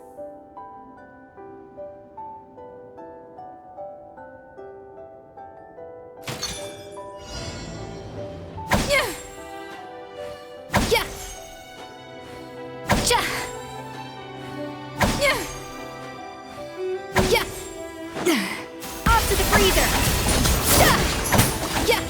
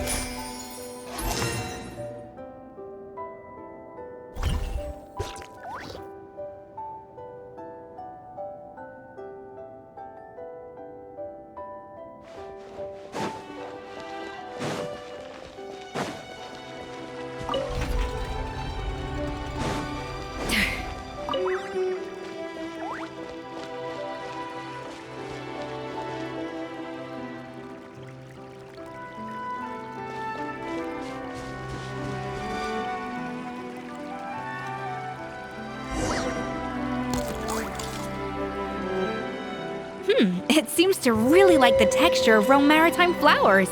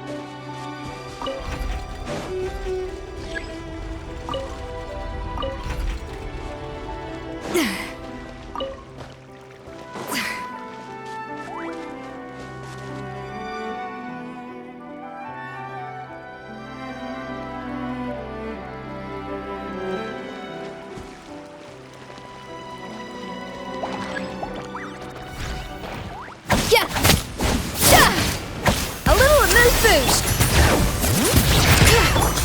Laid to bear. Going in!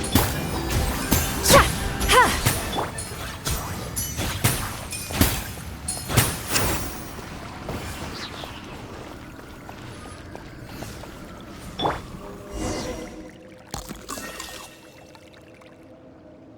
I never knew you could process Lumitwol like that. Alright, I've got to jot this down. Lumitwols and maritime flowers. This could open the door to a whole new world. Yep, that's literally the plan. Wait, hold on. Which door are you talking about?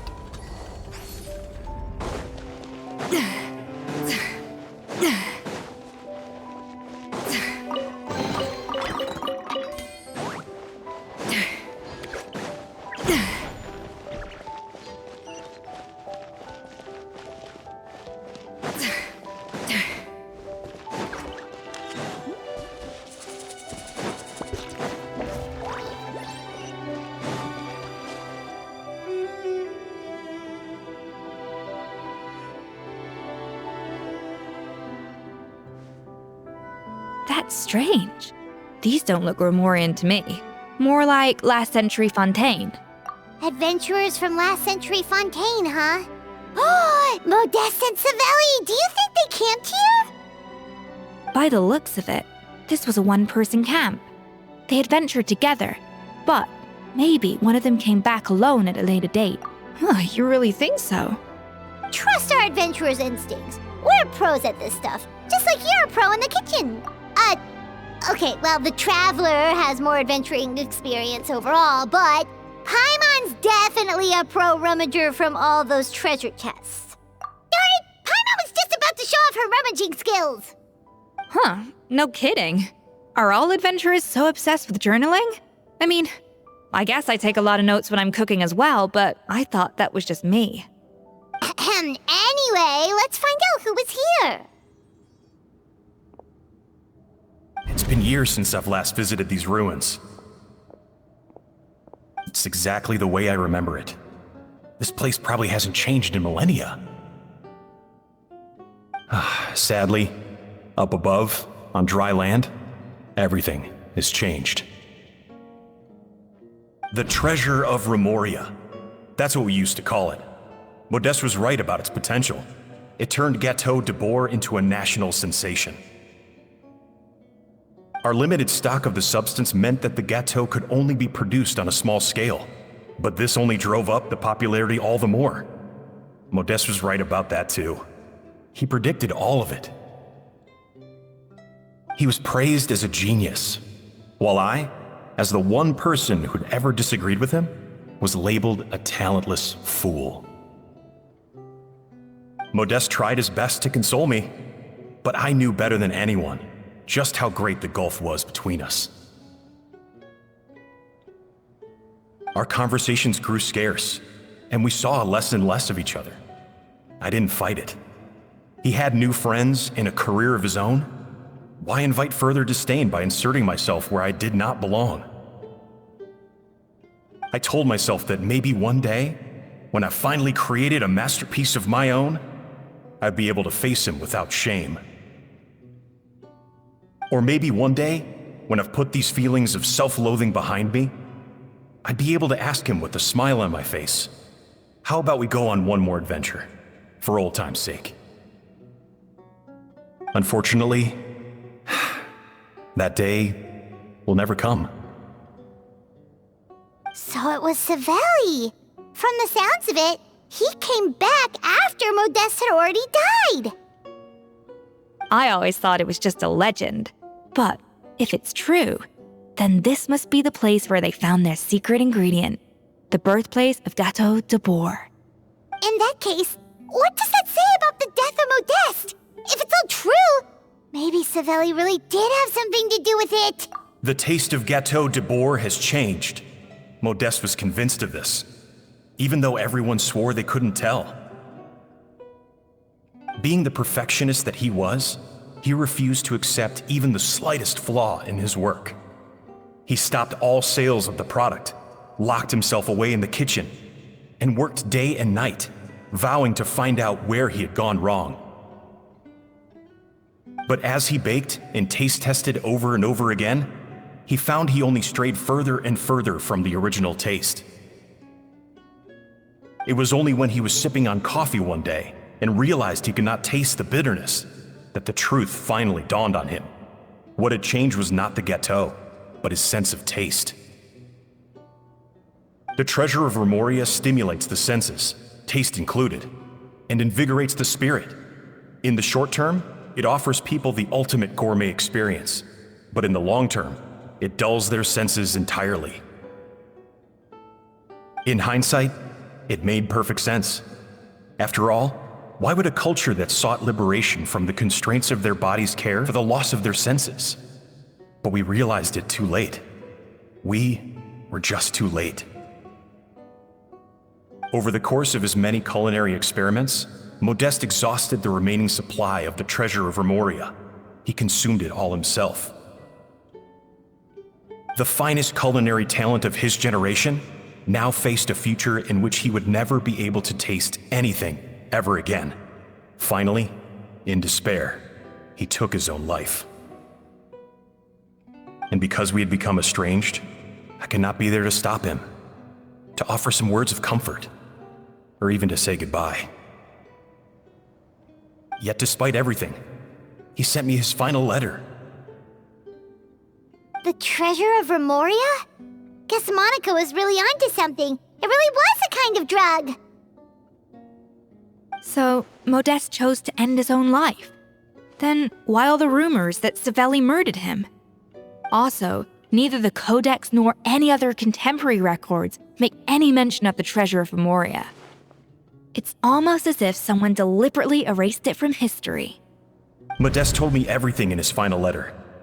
His was a tale of how even a genius could fail, and how much more devastating it is when it happens. Did he hope I would gain some personal catharsis from knowing the truth? Or maybe he wished for me to warn the public about the dangers of Gateau de Bourg, proving that I had been right all along. But if the public ever learned how Modeste's greatest triumph became his undoing, his fall from grace would be swift and merciless. 1 minute a genius, the next a joke. It would surely spell the end for his restaurant too. What would be his legacy then? How would future generations view everything we built together? I fear the scorn I have faced these last years would pale in comparison to the scorn shown to him by the history books. I cannot let that come to pass. I will do what I must to protect his name. It will mean tampering with his notes to remove the damning details, leaving mere fragments of our story behind. It may lead his family to suspect me of having a hand in his demise. But if that's the price of destroying all evidence of my crimes, then so be it. I would rather the world believe a tale of genius and jealousy than see his reputation in tatters. The final loose end is the evidence here, at the bottom of the sea. Huh? What's wrong? Didn't we say Savannah should be safe for now? So we thought, but if Monica finds out what happened to the treasure, there's no telling what she might do.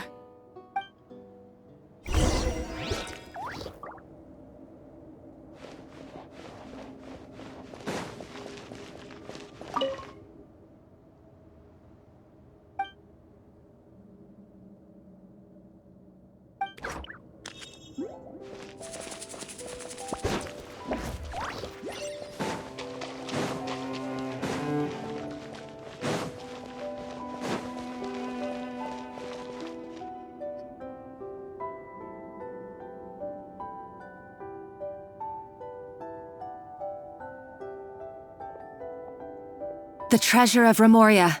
I have found you at last. Savelli, you tried your best to bury the truth, but you underestimated the children of Modeste. Some fragments of his diary escaped your clutches, and we have held on to them for generations. But I have to thank you too, Savannah. Without your help retrieving the codex, and with it the last piece of the puzzle, I may never have found this place. But now, finally, the secret to Remoria's military might is within my grasp. The treasure of Remoria is mine! Oh. It's empty. It's empty? Monica? Oh, we were seconds too late. Escoffier? What's the deal with that jar? Savelli's final act! He wanted to conceal the secret of the treasure forevermore and make sure it would never harm anyone again. So he came here after his friend's death and destroyed every last shred that remained. This can't be happening. All the years I spent piecing together the truth. All my painstaking planning. All that for an empty jar? Monica, don't do anything stupid. This ruin is more dangerous than you realize. Oh, shut your pie hole! Praise be to Lord Remus. You barbarian shall be slain.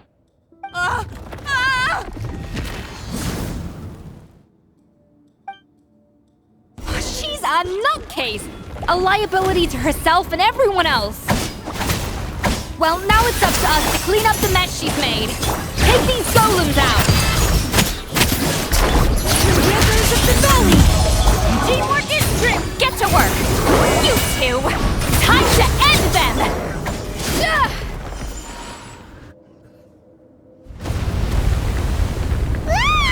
Why is this place still shaking? Either way, it's all her fault. Enough chit-chat. Let's get out of here, Traveler Escoffier, come on! Okay, I'm coming. Huh? Oh, no you don't. If I can't get what I want, neither will any of you. I've got nothing to show for my life's work so far. But if I can take another so-called genius down with me in my final moment, then it was all worth it. You're a psycho!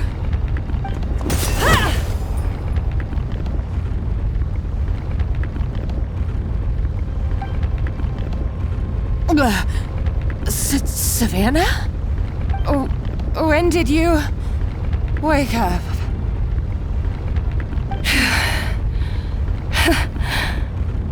I may be a lousy chef, but it looks like I'm not a complete waste of space.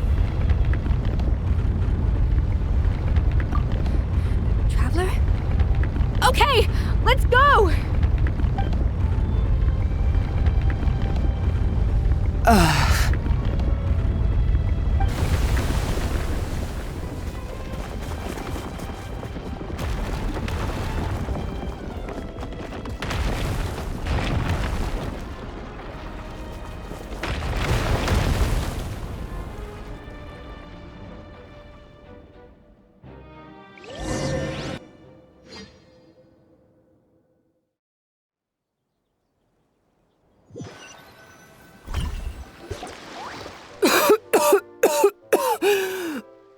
Escoffier!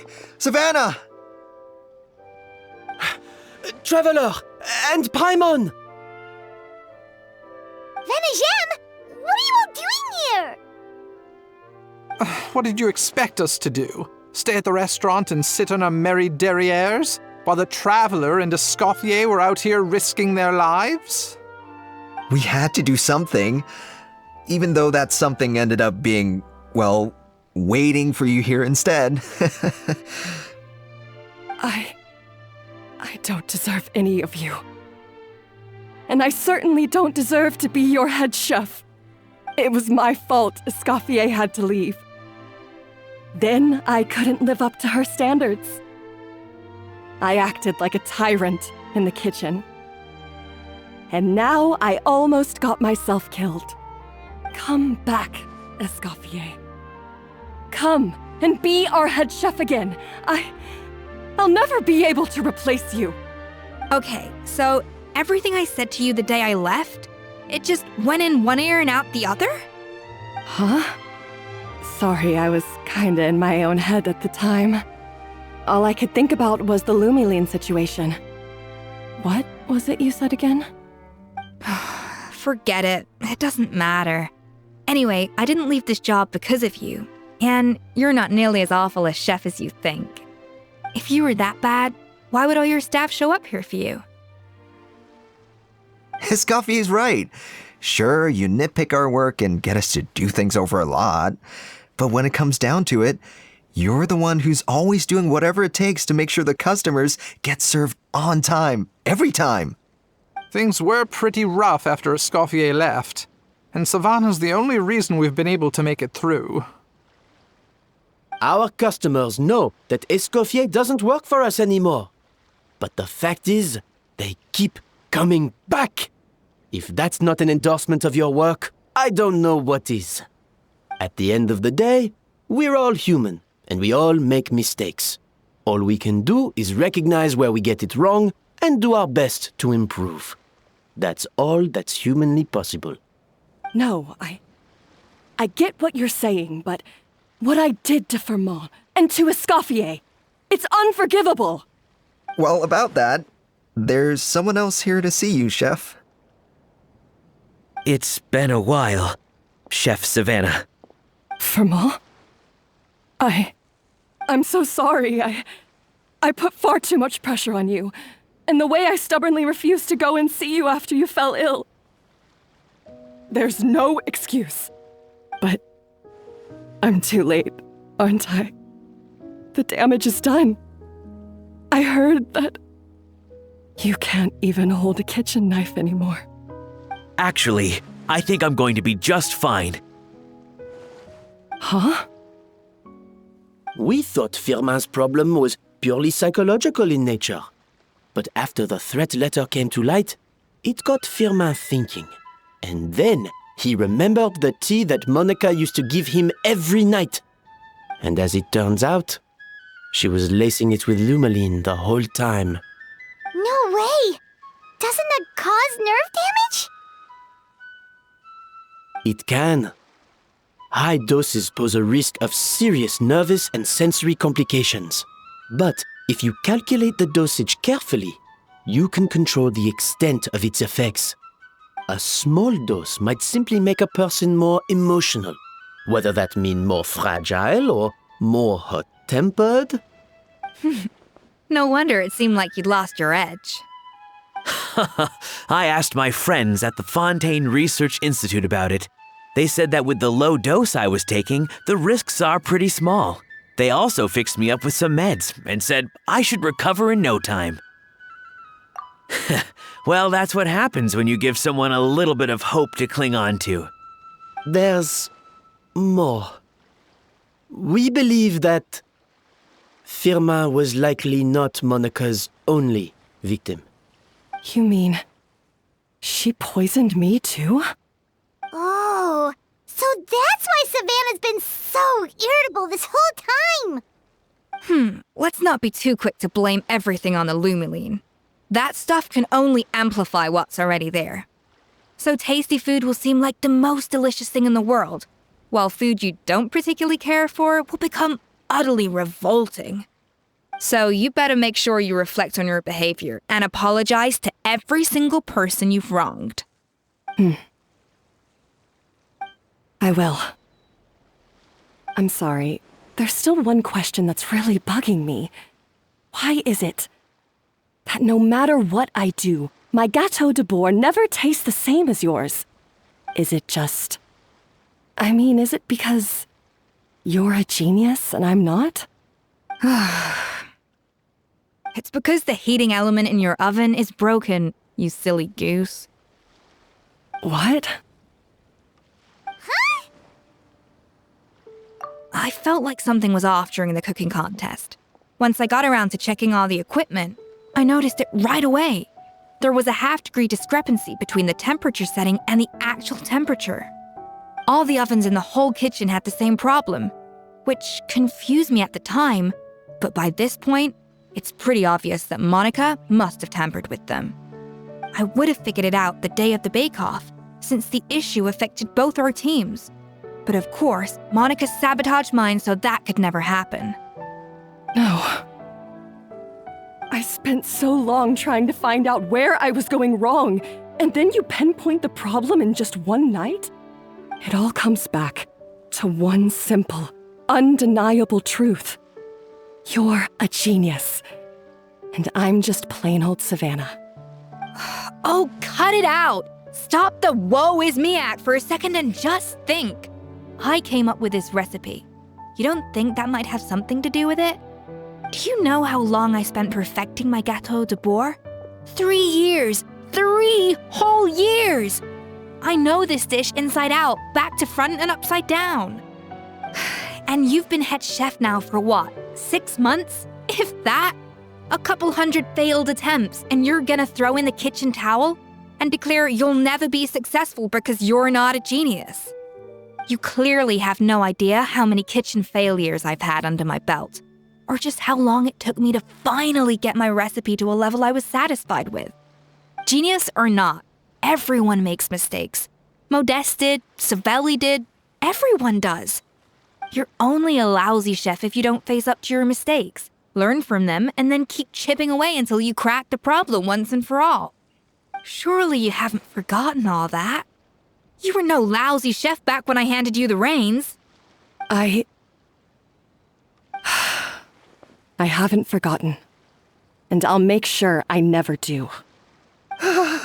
That's our head chef. Ha ha! Sounds like we won't need another changing of the guard in the Hôtel de Bord kitchen anytime soon. Huzzah! Aw, what a perfect ending to a crazy journey. Look how happy everyone is. So you got your mojo back now? Yeah. Thanks to you, Escoffier. In fact, no. Thanks to all of you. Aw, friends again. So nice to see them finally settle their beef. Good. So now that's out of the way. It's time for payback. You cheated in our last bake-off, and I demand a rematch right now. Huh?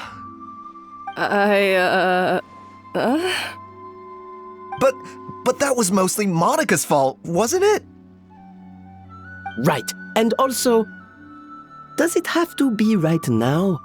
Savannah's only just got her mojo back, and you barely escaped from a death trap.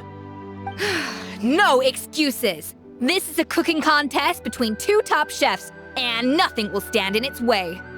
So grab your spatula and get ready, because this rematch is happening today, right now, this instant. Hey, so, this whole time you were salty about losing? The second cooking contest commences now! This time, no more games, and no holding back!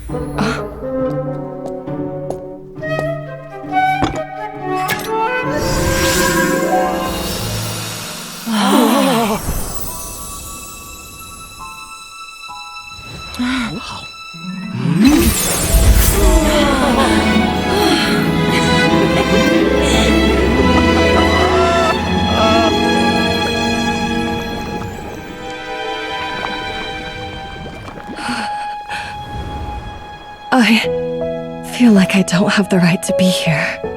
Hey, what are you so afraid of? You can't unbake it now. And if you don't serve it, then good or bad, you'll never find out how to improve. If you're too scared to fail, you'll never know what real success tastes like. So? Embrace your failure. Taste it. Digest it. That's the way to success. I don't know. Sounds like it's easier said than done. I'll do it.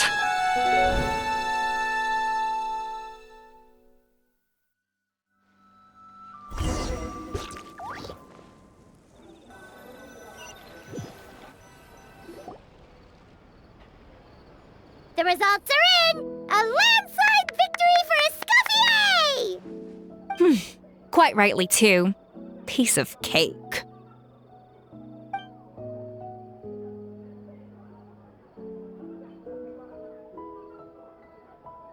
Oh yeah, look at that! Savannah looks pretty chipper too, considering she lost.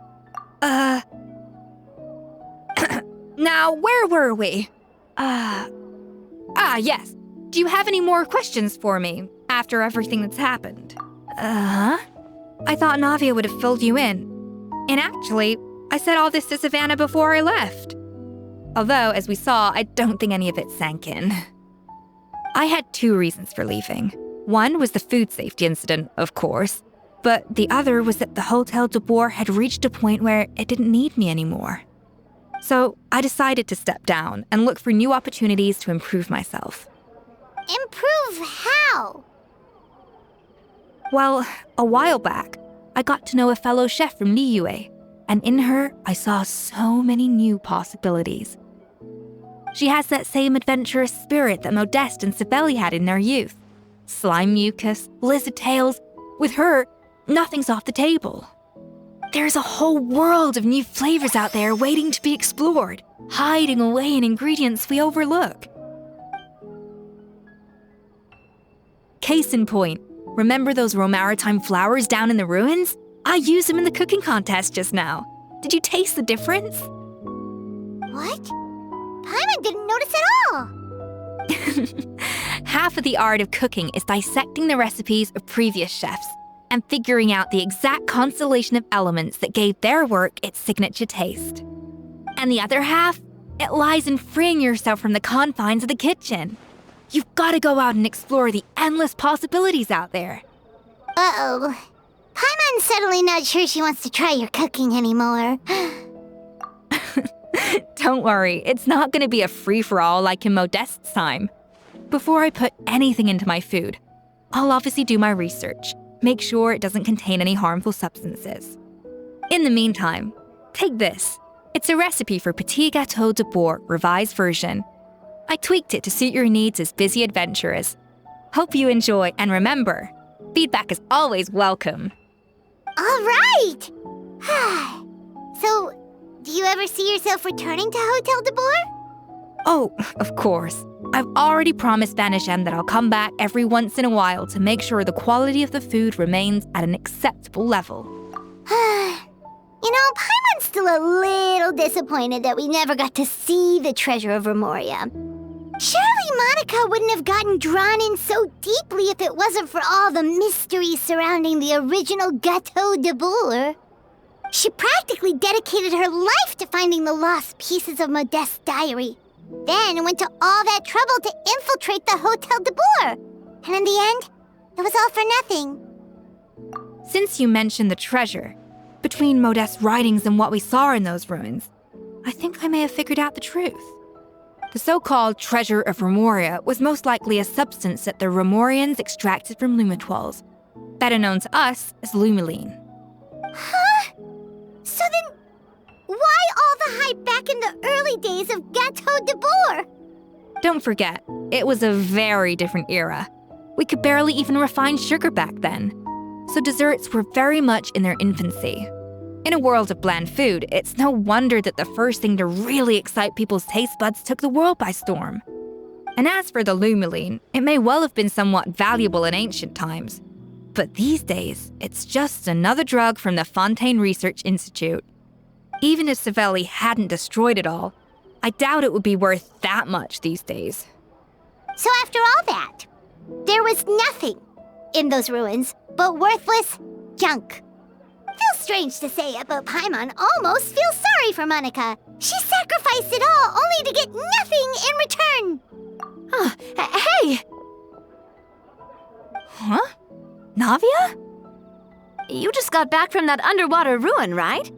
Well, check it out. They ran a special issue. Did you see anything like this down there? Freshly unearthed from the ruins of Remoria. A magnificent jar thought to be over 1,000 years old. Experts say it has immense artistic and historical value. It could be worth an absolute fortune. Wait, isn't that the jar they used to hold the treasure?